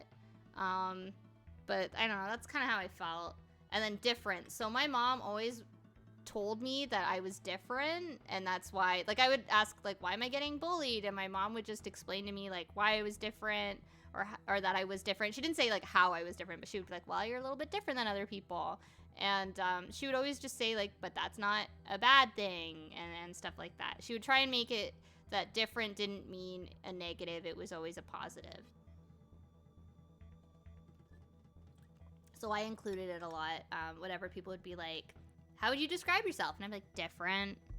And I think that's pretty valid. So, yeah. And as you can see, it's the sheep from Toy Story. Ooh. I got a boyfriend. His name is Jay. I don't know what the fuck happened to Jay. I do know that he got a girlfriend in real life, and that's why we broke up. But I wasn't mad about it. He asked me if that was okay to date her, and I said it was. And we broke up. And we were mutuals for years. Like, we still kept in touch and stuff like that. But I drew this for him for Valentine's Day. And it was a big deal for me. It was my first Valentine's Day having a boyfriend, even though he was online. And, it's always the brown hair and glasses, huh? Fuck my life. So here's more artwork of, oh, it's got my old name on it. Forgive me. Do not use that name. But yeah, so it's me, Andrew, and Jay. And then my mom was very anti-piercings and tattoos and stuff like that. So I think it's just really funny, and I wanted to include this piece of art. It says, I didn't have enough money for a professional, so stuck a piece of window through my tongue, yo. And it's just like, this is so teenage cringe. And like, this was before, like, I don't know. Where I'm from is such a small town, and it's such like, it's not even ignorance. It's just like, you don't see a lot of like alternative people. And I mean, probably now you do, but back then you didn't. And my mom was very much like we would watch Miami Ink and stuff. She's like, you would never get a tattoo. And I'm like, you're right, I would never get a tattoo. But she was wrong for that, and so was I. I must not walk, so a child may live. We got some Master Shake fan art. We love to see it. Very good. I remember I drew this on some stationery. Like it was on like a letter that I gave to my friend, that I like mailed to one of my online friends, and I wanted to scan it because I was like, this is a pretty good Master Shake. So yeah, it's pretty good. It's pretty good. I used to really like Aqua Teen Hunger Force. Hell, I still do. I still fucking do. Aqua Teen Hunger Force fucking rocks. Now we got Amy Vickery. So Amy Vickery, I ended up naming a different character Amy Vickery, but so this is Amelia, or her name is now Amelia. Sorry, I'm just throwing these fucking names everywhere. They went through a lot. But I actually really like this piece. It's really vibrant. It's cute. There's definitely some things that need to be improved on as all of this artwork. But I think this is a huge improvement. This was me redrawing that other one that you saw. I definitely think I should have drawn a line for her nose. I just wanted to shade her nose. I wanted to shade a nose instead of draw the nose. But I don't think my shadows are dark enough to really portray a nose. It just kind of looks like a light impression of a nose. But I like this one a lot better. It's very, very cute. And yeah, she was always seen as just like unimpressed and like annoyed at Scarecrow. Her and Scarecrow never saw eye to eye. So now we got Amy, Big, and Cream. And we love it. This was gonna become a series, and you'll be sad to know I never drew Team Hero. There's no Sonic, Tails, or Knuckles. But Amy, Big, and Cream, this picture went off. Everyone was so excited.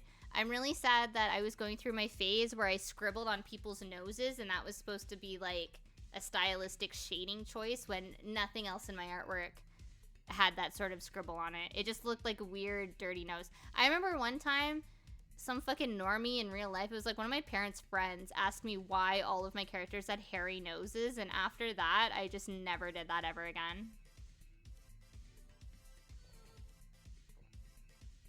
It only takes like one ignorant dad comment to make me completely throw out a concept. But I do like this. I do like it overall. I don't think I ever actually drew a full body picture of Cream, which sucks, but yeah. And then we have SBO, Vector, and Charmy. So the reason why it says horn on a little piece of cheese there is it's not cheese, it's actually a post-it note, and I thought it would be hilarious if we if I basically do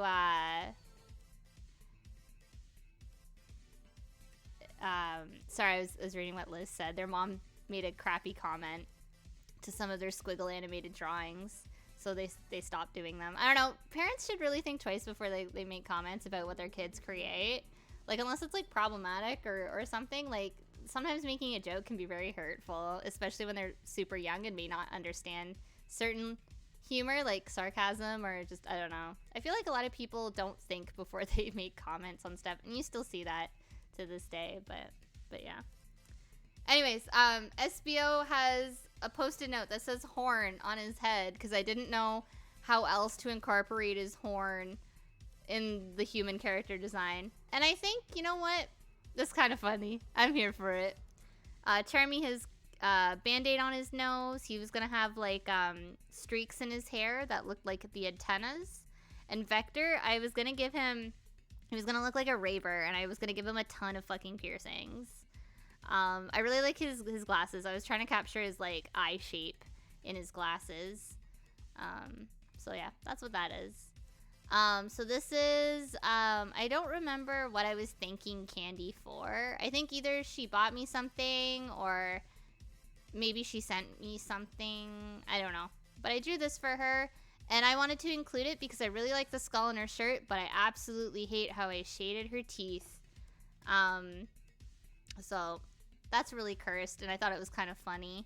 And I know she'll laugh at it too, so that's why I included it. Here's my human version of SBO. I think it's pretty dog shit. I like his face and the hair. Excuse me. But, oh my god. Why did I give him a brown trench coat? Like, I wanted to give him a trench coat because he's a detective, right? Like, that checks out.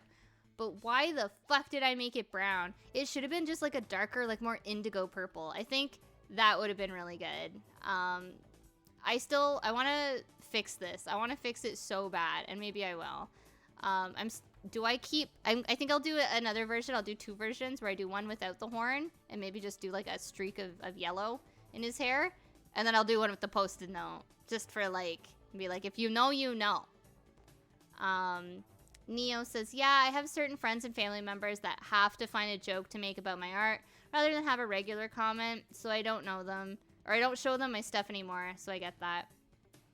I know SBO is a ninja, but they're like all detectives, right? Like they're a little detective team. That's why I did detective.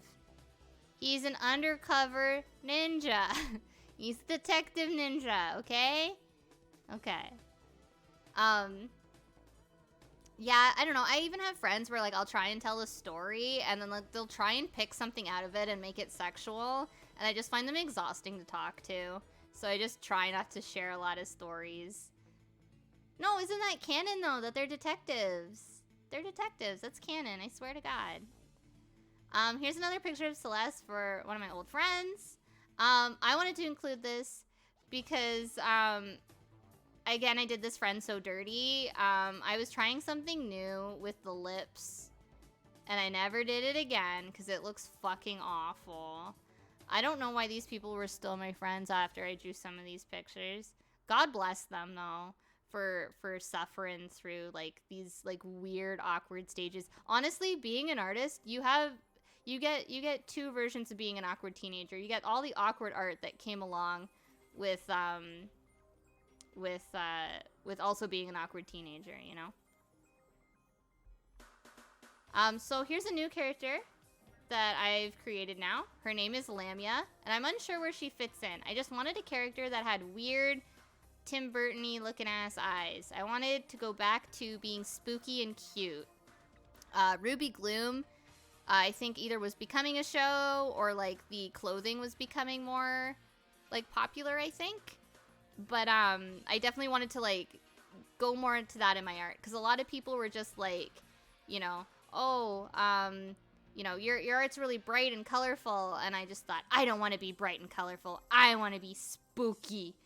So that's why I created Lamia. Lamia actually goes through a huge, huge change later on, so you'll see into that.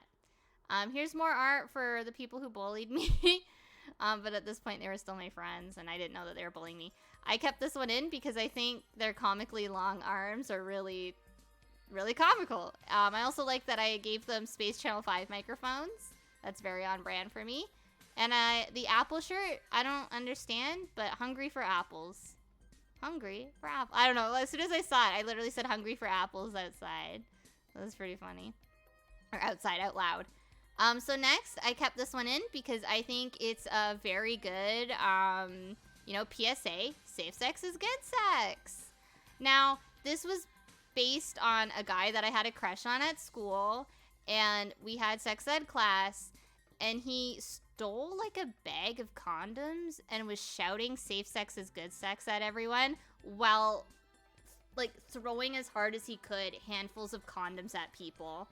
And it was very funny outside looking in. I didn't get terrorized with that, which was nice. I was too far away. But you know what? He got the message across, I think. And I don't know. It was even looking back at it, I still find it's a really kind of bizarre thing that would literally only happen in high school. Like, what kind of fucking story is that, you know? So now we have Lamia again, and we've tried to figure out what she would look like not chibi-fied, and I'm starting to get a feel for her. She's got her weird little I like Cosmo saying probably more effective than sex ed class, honestly. Not gonna lie. And then Denim says, not gonna lie, I'd hate him if he did that to me. Yeah. The guy that I had a crush on, a lot of people found him really annoying and did not like him. But like at the same time, he was like kind of the class clown, so like he did have a lot of friends. It was like pretty much like you either liked the guy or you didn't. But yeah, I don't know, really funny.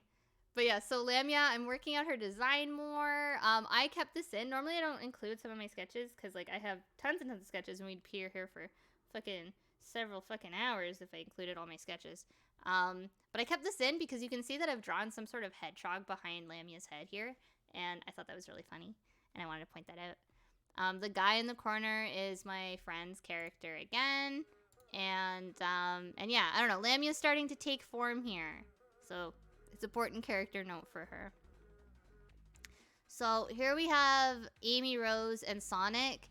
Now, Amy's skirt is up like that, and it's supposed to have a heart on it, but a lot of people made comments about she was having her period, and it's just because I drew the heart too big. It's supposed to just be a heart, and maybe I should have made it pink. So in retrospect, that's a little bit on me.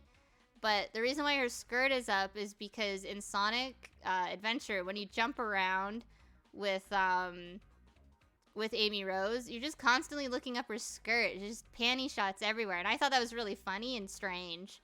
And so I would always draw my human Amy with like just like her underwear showing all the time. I don't know. It's kind of fucking weird. But yeah.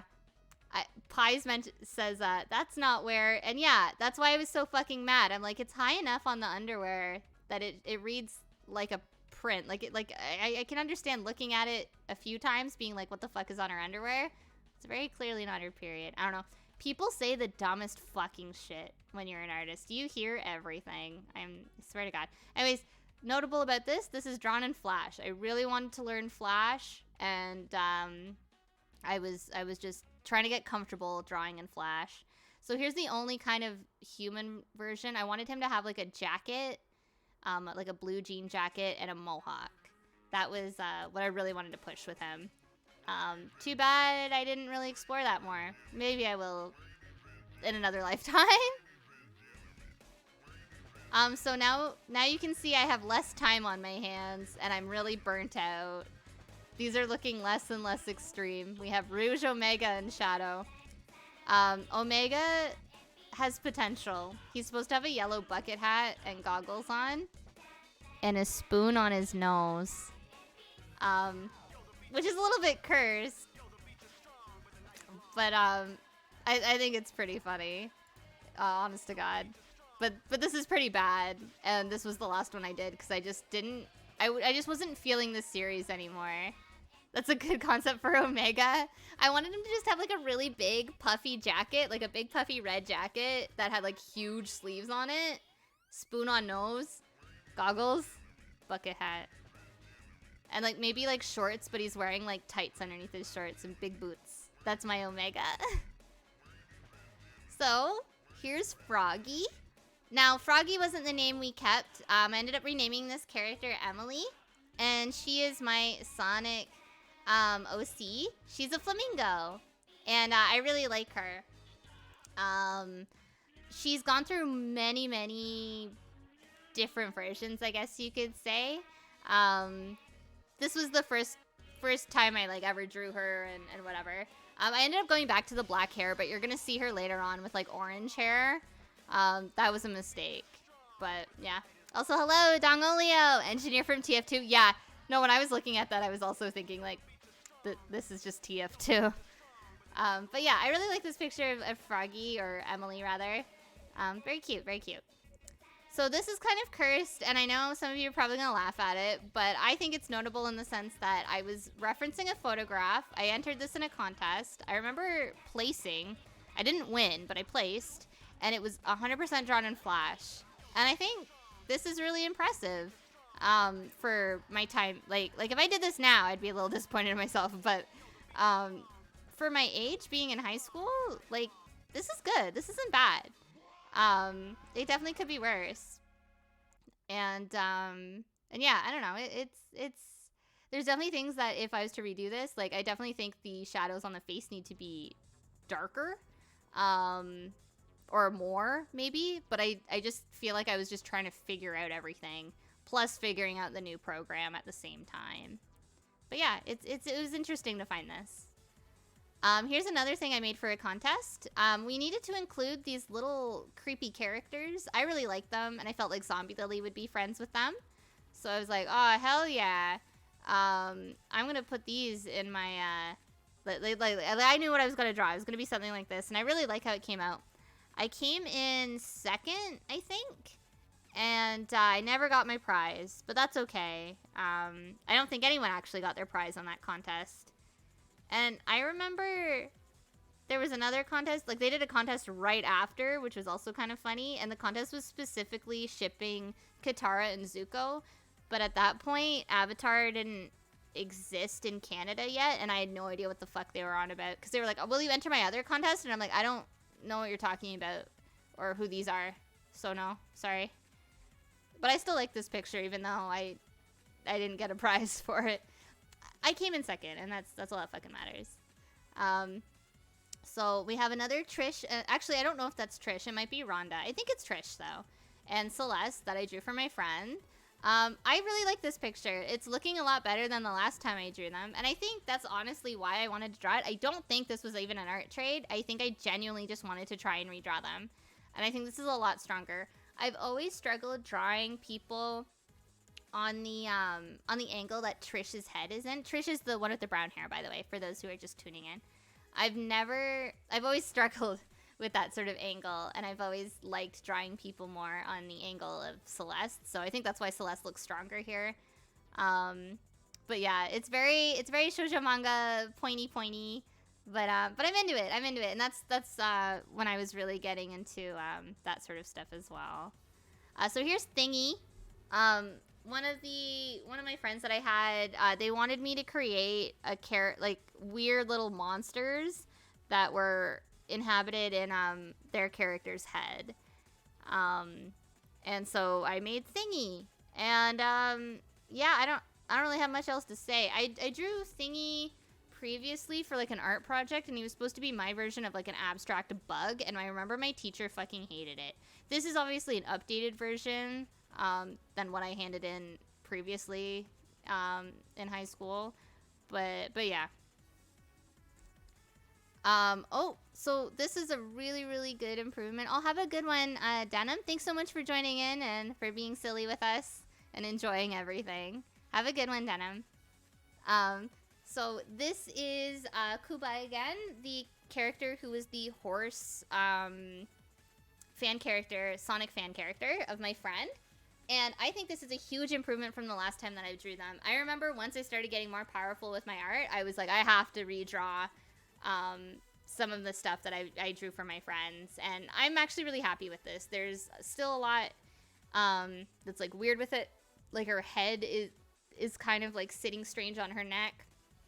And the face is a little strange still. But I think the proportions are a lot better.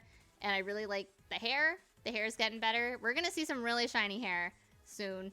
And I don't know. I like what I did with the hooves. Instead of giving her hooves, I gave her weird, like I guess, I don't know, Toph from The Last Airbender kind of has, like little things like that, too. So, I was ahead of the curve. So here's Techno Candy. This is just my friend Candy, and I wanted to draw her, like, as a weird, cool raver or something.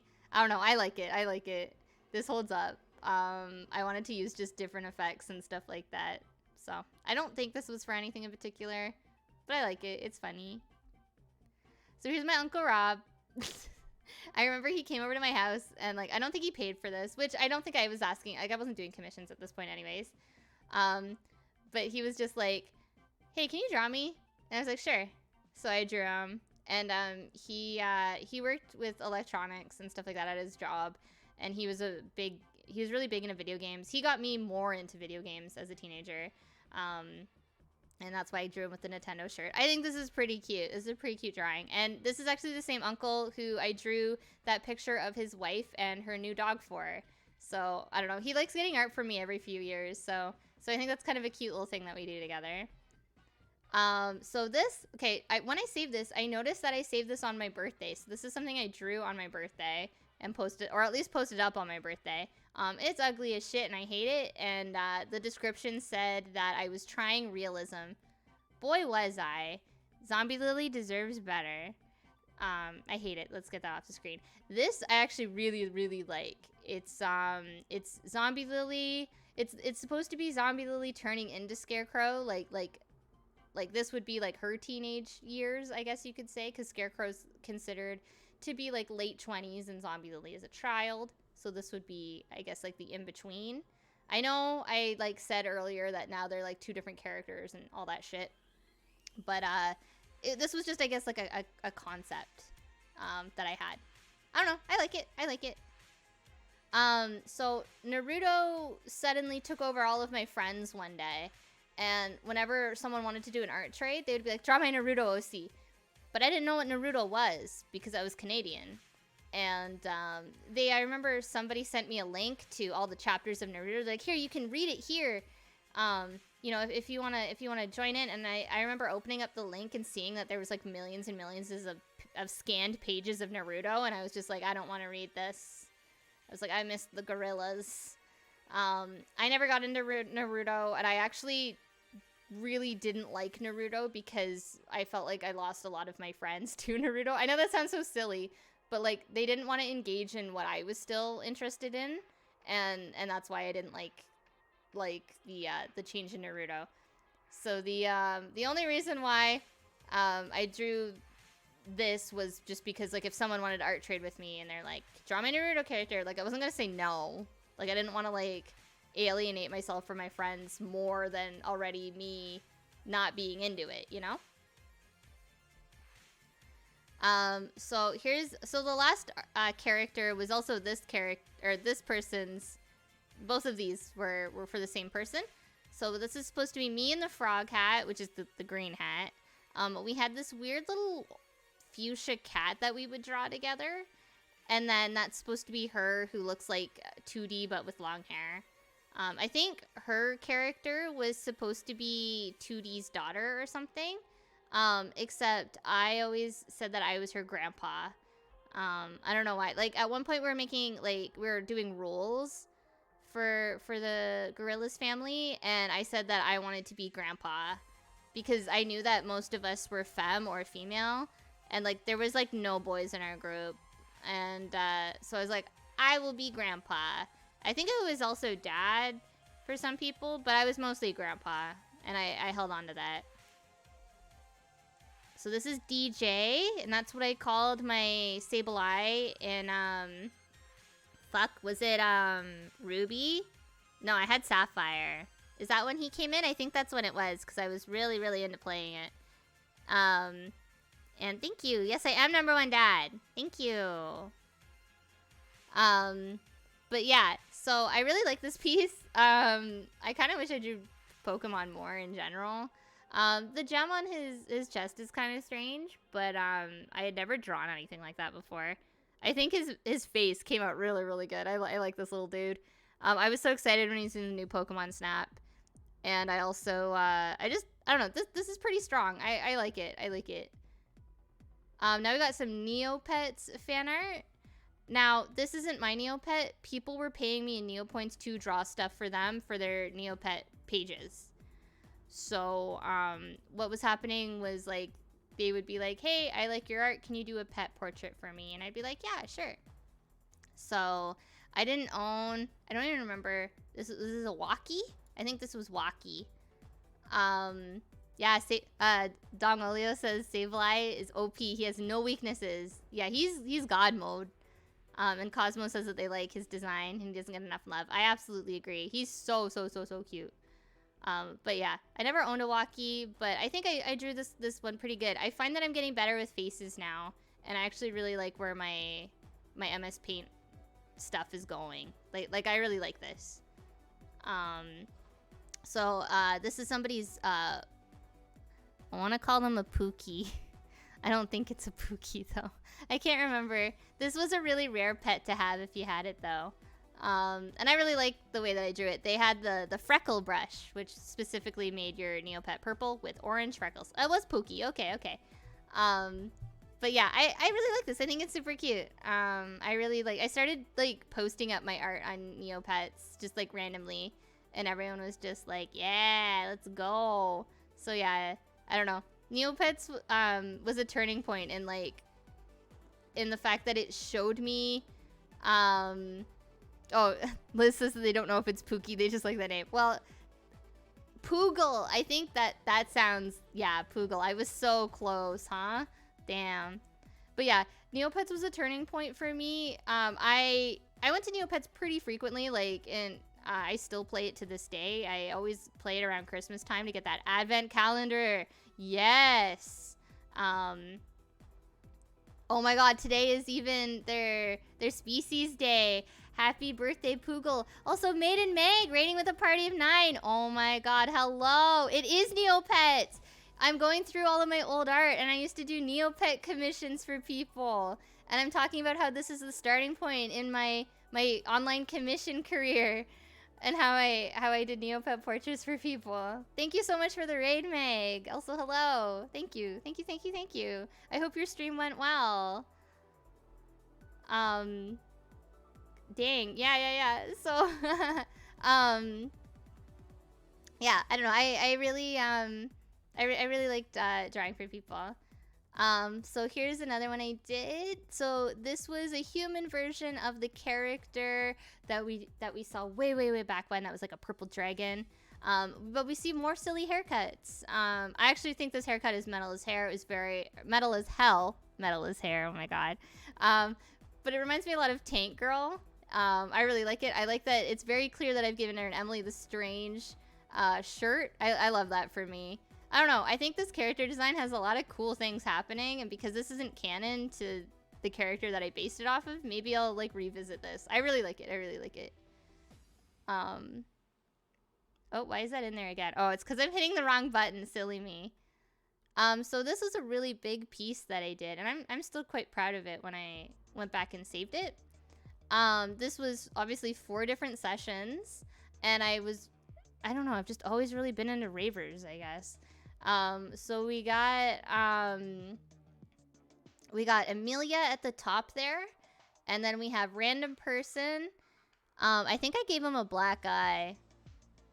I don't know why. Black eyes are kind of cute. In theory, black eyes are cute, but like in real life, black eyes are not cute.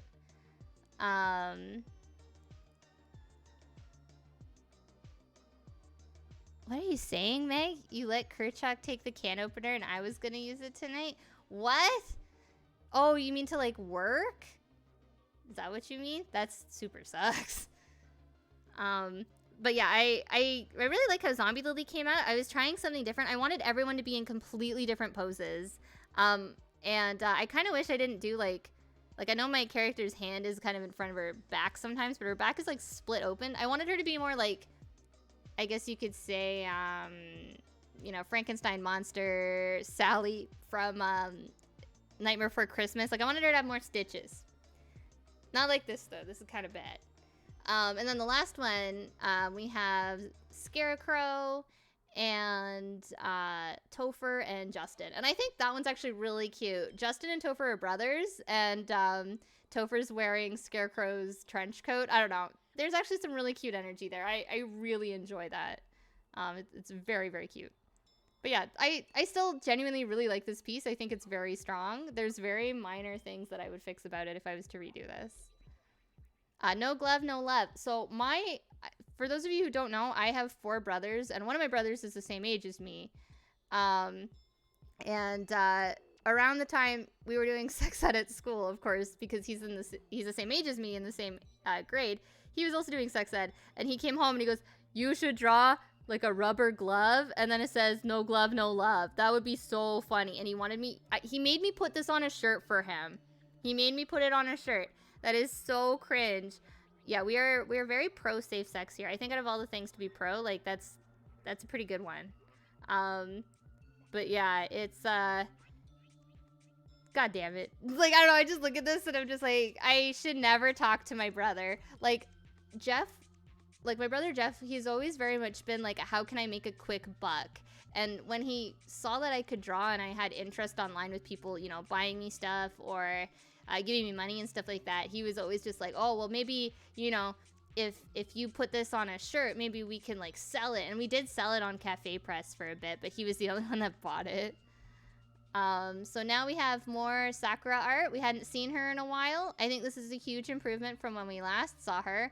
As you can see, I've switched the gloves over, or not the glove, the stripy sleeve over.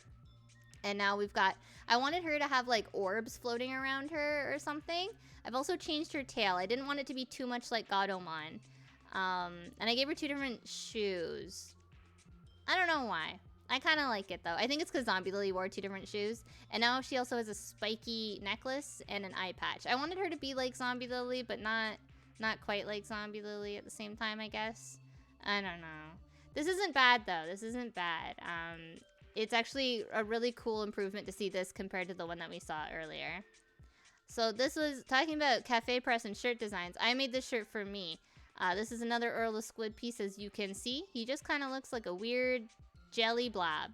Just gonna eat him, this little jelly blob, little baby. Blue raspberry jelly blob. So this was a t-shirt that I made for myself because Earl the Squid was like some weird... I don't even know how to explain it. Like, I pretended, like I wasn't... I don't even know how to say this. So, like,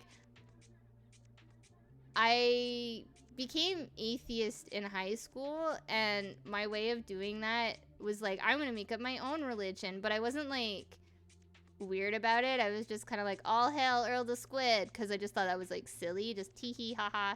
And like, I still think Earl the Squid's cute. Like now he's like kind of gone away from that weird, you know, anti-religion sort of humor. Now he's just a character, but I mean, I'm still atheist, but yeah.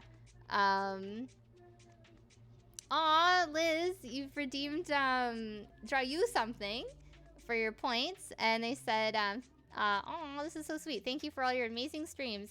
For a request, please draw either your Sonic OC or your Jet Set Radio OC. Woo! Woo! Woo! Okay. Okay. I already know who I want to do. Nice, nice, nice. Thank you. Thank you. That's so sweet that you want me to draw my OCs. Thank you. That's very wholesome. We love it. But yeah, I won't go into the Earl of Squid thing any further because there's nothing really amazing about that picture.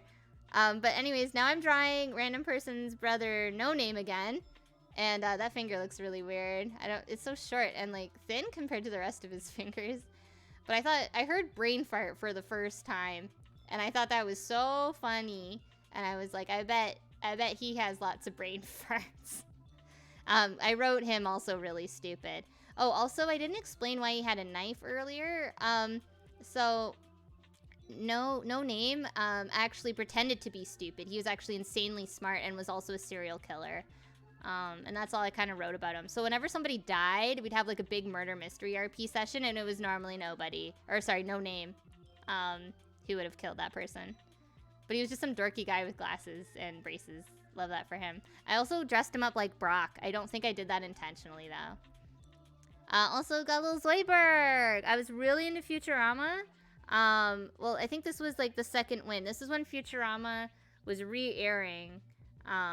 Like it got canceled So, it was re-airing on Teletoon, I think. And yeah, Zoidberg was my favorite character. I don't really like Zoidberg as much as I did as a teenager. He still has a lot of really iconic moments though. And this piece really popped off. It was my most popular deviation for a really, really long time. Now we have another, I hate this picture of Amelia. I was using a reference for the pose, but the pose didn't have a lower half, but I thought that's fine. She's just a ghost, but then I didn't even draw her tail right. I don't know, this is bad. Worship my master, Earl the Squid. So I kept this in because this gives you more concept for like how weird I was with Earl the Squid. I also like the way I'm pushing into his brain as if he's like literally made out of jelly. Also how I'm drawn is really, really cute. I really like it. I like that I'm wearing 2D shoes. So this picture is really ugly. But we have Scarecrow, Zombie Lily, Amelia, and Random Person. I think Amelia and Zombie Lily look really good. That's pink hair and the character in the front with the orange sweater. One thing I really hated about this piece, though, is that a lot of people mistook Zombie Lily and Scarecrow as being male. And they still don't really read as male to me. I guess, like, maybe Zombie Lily, I can kind of see it. But it really hurt my feelings, I remember. And, like, I don't know. And it was, like, more than one person had mentioned that to me. And there was just, like, random people commenting on it. The reason why random people were commenting on it is because Gorillaz was holding an art contest. And their rules were kind of weird. They just wanted you to make art. And it wasn't clear if they wanted fan art or if they wanted, like, OCs. I entered, I think, a few times. But I entered this piece. And it was because I wanted to talk about how they inspired to make me my own characters. And even though I obviously very much didn't place and they probably just looked at my submission and didn't even fucking read it, it felt good to enter it and be like, hey, like, I made these characters based on your characters, sort of thing. So I don't know. That's still a nice thing, even if nothing came out of it. I am embarrassed that I tried showing this to Jamie Hillett, though. That's something that I will die of embarrassment of for the rest of my life. This is a really ugly picture of Zombie Lily. I'm including it because my stepmom really liked it. And she made me put it on a shirt and she bought it. And she would wear it around and I was like, I felt humiliated because I was like, this picture didn't come out how I wanted it to. Like, really weird proportions. I tried giving, like, Zombie Lily, like, weird ribs, but it looks like she's got just messed up muscles or something. I don't know. This picture's bad. So now we're getting back in. So I was obsessed with Gwen Stefani and What You Waiting For. I thought that was such a banger, and it got me back into Alice in Wonderland. So I already shook off all my American McGee's Alice shit, but now I'm back at it again. And so I'm sure you're like, hey, there's a butt there. And that's me. That one's supposed to be me. And I'm Alice, and I'm mooning the camera because I thought that was really funny. And then we have my boyfriend as the Mad Hatter, his best friend as the Marsh Hare, the weird girl in our group as the Queen of Hearts, my friend Janine as the Cheshire Cat. Her favorite color was purple, so that's why I was like, oh, they would be perfect. I don't think they're a cat person. They're more of a dog person, but they never complained. They just accepted it, and they're super cool about just playing along. And then my other friend was the Dormouse, and she was like a little raver or something. I don't know. I still really like this picture, and again, this was something that I did like multiple sessions on like the drawing boards with. I don't know. I like it. I think, honest to God, the Marsh Hare came out the best. Like, I think that one and the Mad Hatter one I really, really like. And I put this on a t-shirt. Of course, it never sold, and it doesn't fucking matter, but I don't know. It was nice. It was nice. I really like this piece. This was some art I made of me and the guy that I was dating at the time. I wanted to include it because I thought I drew his face in kind of a weird way, but I kind of like it. And I was trying different things with the background with like different shading and stuff. I thought I'd airbrushed it until I'd really looked at it, and I was like, oh, I used a really light weird halftone. I don't know. There's cool things happening in this picture for it not being really dynamic in any other way. So Ninja is the character we saw earlier who's wearing the Emily the Strange shirt. This is her in like her little dragon form or whatever. And I don't know, I thought this was very early 2000 looking. The fact that she has arm warmers, the skull, everything, the chibi, even the way that the chibi is drawn is very early 2000s. I don't know, this is cute. It's not amazing, like the highlighting makes her look lumpy, which is unfortunate, but I didn't know what else to do at the time. But yeah, I don't know, I thought it was cute. So this is really cursed, but it has some explaining. So if you want some Pluto lore, look no further. So in the background, we have Janine, and they are observing us because Janine was always like the level-headed one. We would like want to do something, and Janine's like, that's a bad idea. And it was 50-50 if we like actually, you know, we were like, oh yeah, that is a bad idea. Or if we would just, you know, go and do it while Janine just, you know, stayed back, and then we'd all get in trouble, and Janine's like, I told you not to do it. They're a good person for looking out for us. But yeah, so we have the first one is my boyfriend's best friend who's getting pantsed by my best friend, and I've kicked her over because I was dancing because I thought my boyfriend was dancing, but as you can see, he's getting a curtain rod shoved up his ass by the weird girl in our group. The weird girl in our group, I don't want to like be mean or anything about her because I don't know much about like beyond what we all encountered with her, but she was new and we wanted to be her friend, and you need some backstory for the curtain rod thing. What happened was I went and I visited her home, and she just had like a curtain rod in her home, and like I went into her room and her curtain rod was just like she had curtains up. She already had a curtain rod, but she had a spare one in the corner, and I was just like, what is this, a weapon? I was like, is this your weapon to like hoard off people? And then I made some off comment like just shove it up a burglar's ass or something like that, because like you're a weird edgy teenager, right? And she thought that was the funniest shit, to the point where like she constantly would reference shoving this thing up people's asses, and like I just sparked something in her, and I regret that every now and then. I think about her and I'm like, God, I hope she's okay. And the other thing was on top of that, we also like did Halloween together, and she went as a witch, and she brought the curtain rod with her. So she like actually had a weapon, and I remember at one point we were running through the field away from her because she was trying to hit us with it, and it was like a metal curtain rod. So what a time to be alive, am I right? So this was my ex-boyfriend. He was my ex-boyfriend at the time as well, but we were still friends, and our breakup wasn't bad, and he had commissioned me to draw him as a chibi, so I did, and I think it's really cute. Here's my character, Flea. She originally started as a Gorillaz fan character. She did not look like this. Let me explain that. She did not look like this. But this was her redesign. I don't really know what inspired this sort of redesign.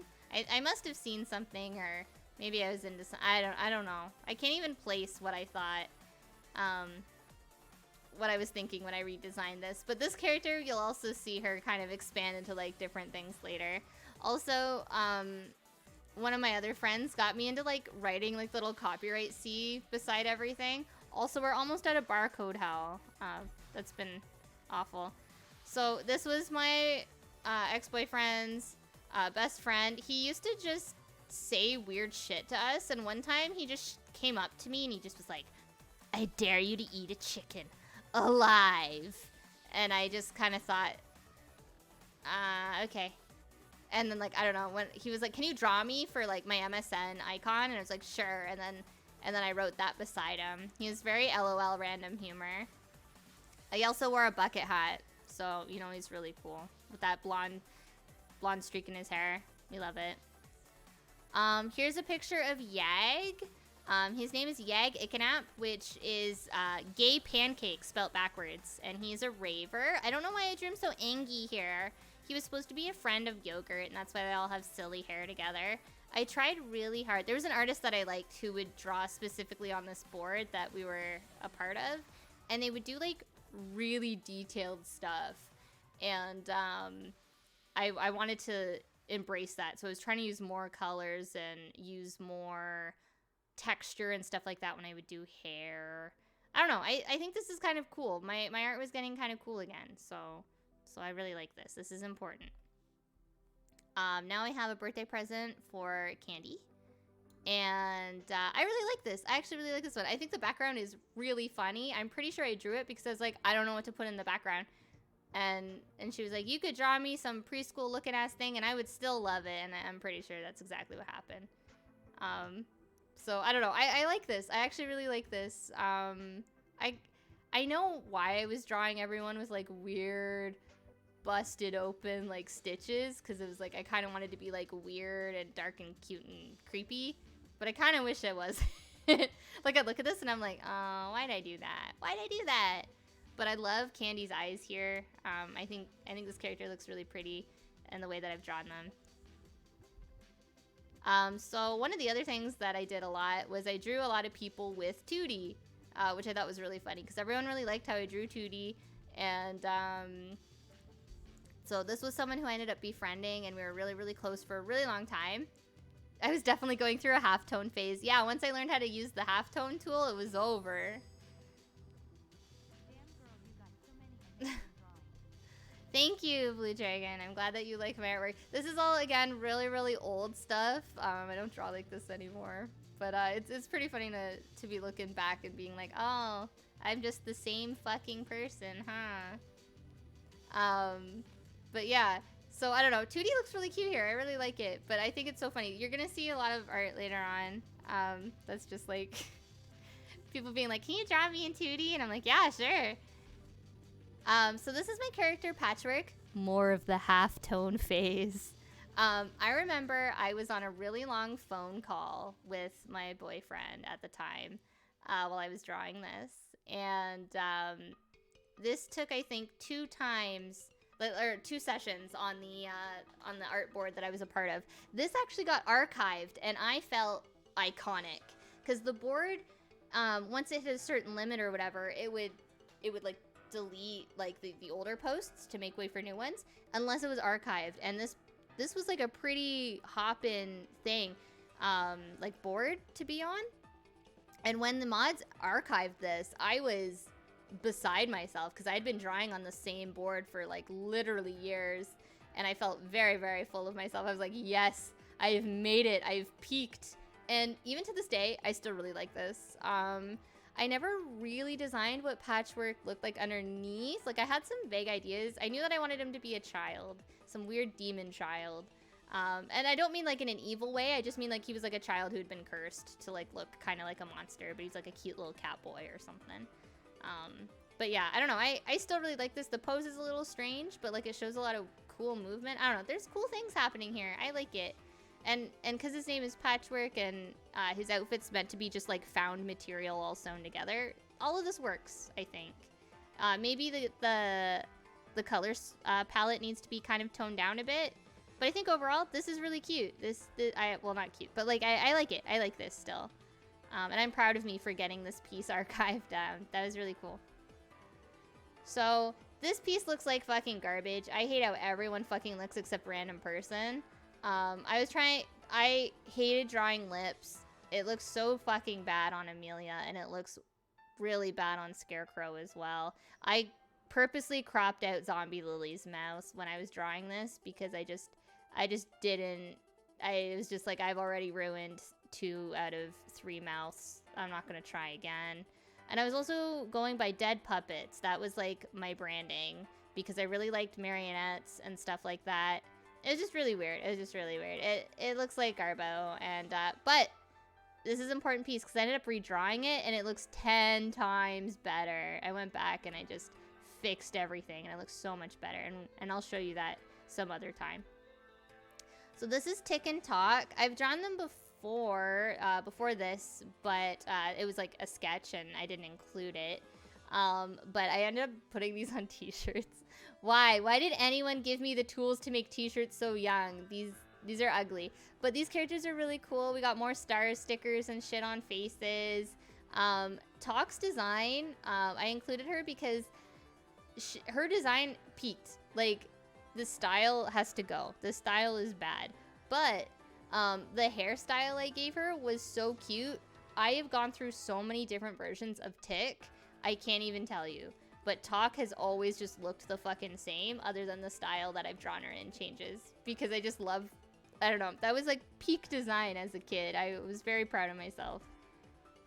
So now we have more Alice in Wonderland themed stuff. So Alice is me, boyfriend at the time, he's the Mad Hatter, Weird Girl is Queen of Hearts, Janine is Cheshire Cat, my friend is Dormouse, and his friend is Marshare. I still think Marshare and Mad Hatter look the best out of this one. These ones I remember inking in marker, and it was incredibly stressful, and I don't know why I did that to myself. I don't really like the coloring on these. I think I did it just to, like, I was trying something different, and it was just to be, like, bold or something, but I don't know. It just kind of looks bad and rushed. I think what's the big problem here is I picked a lot of muted colors, and then, like, the highlights were kind of, like, too high, I guess.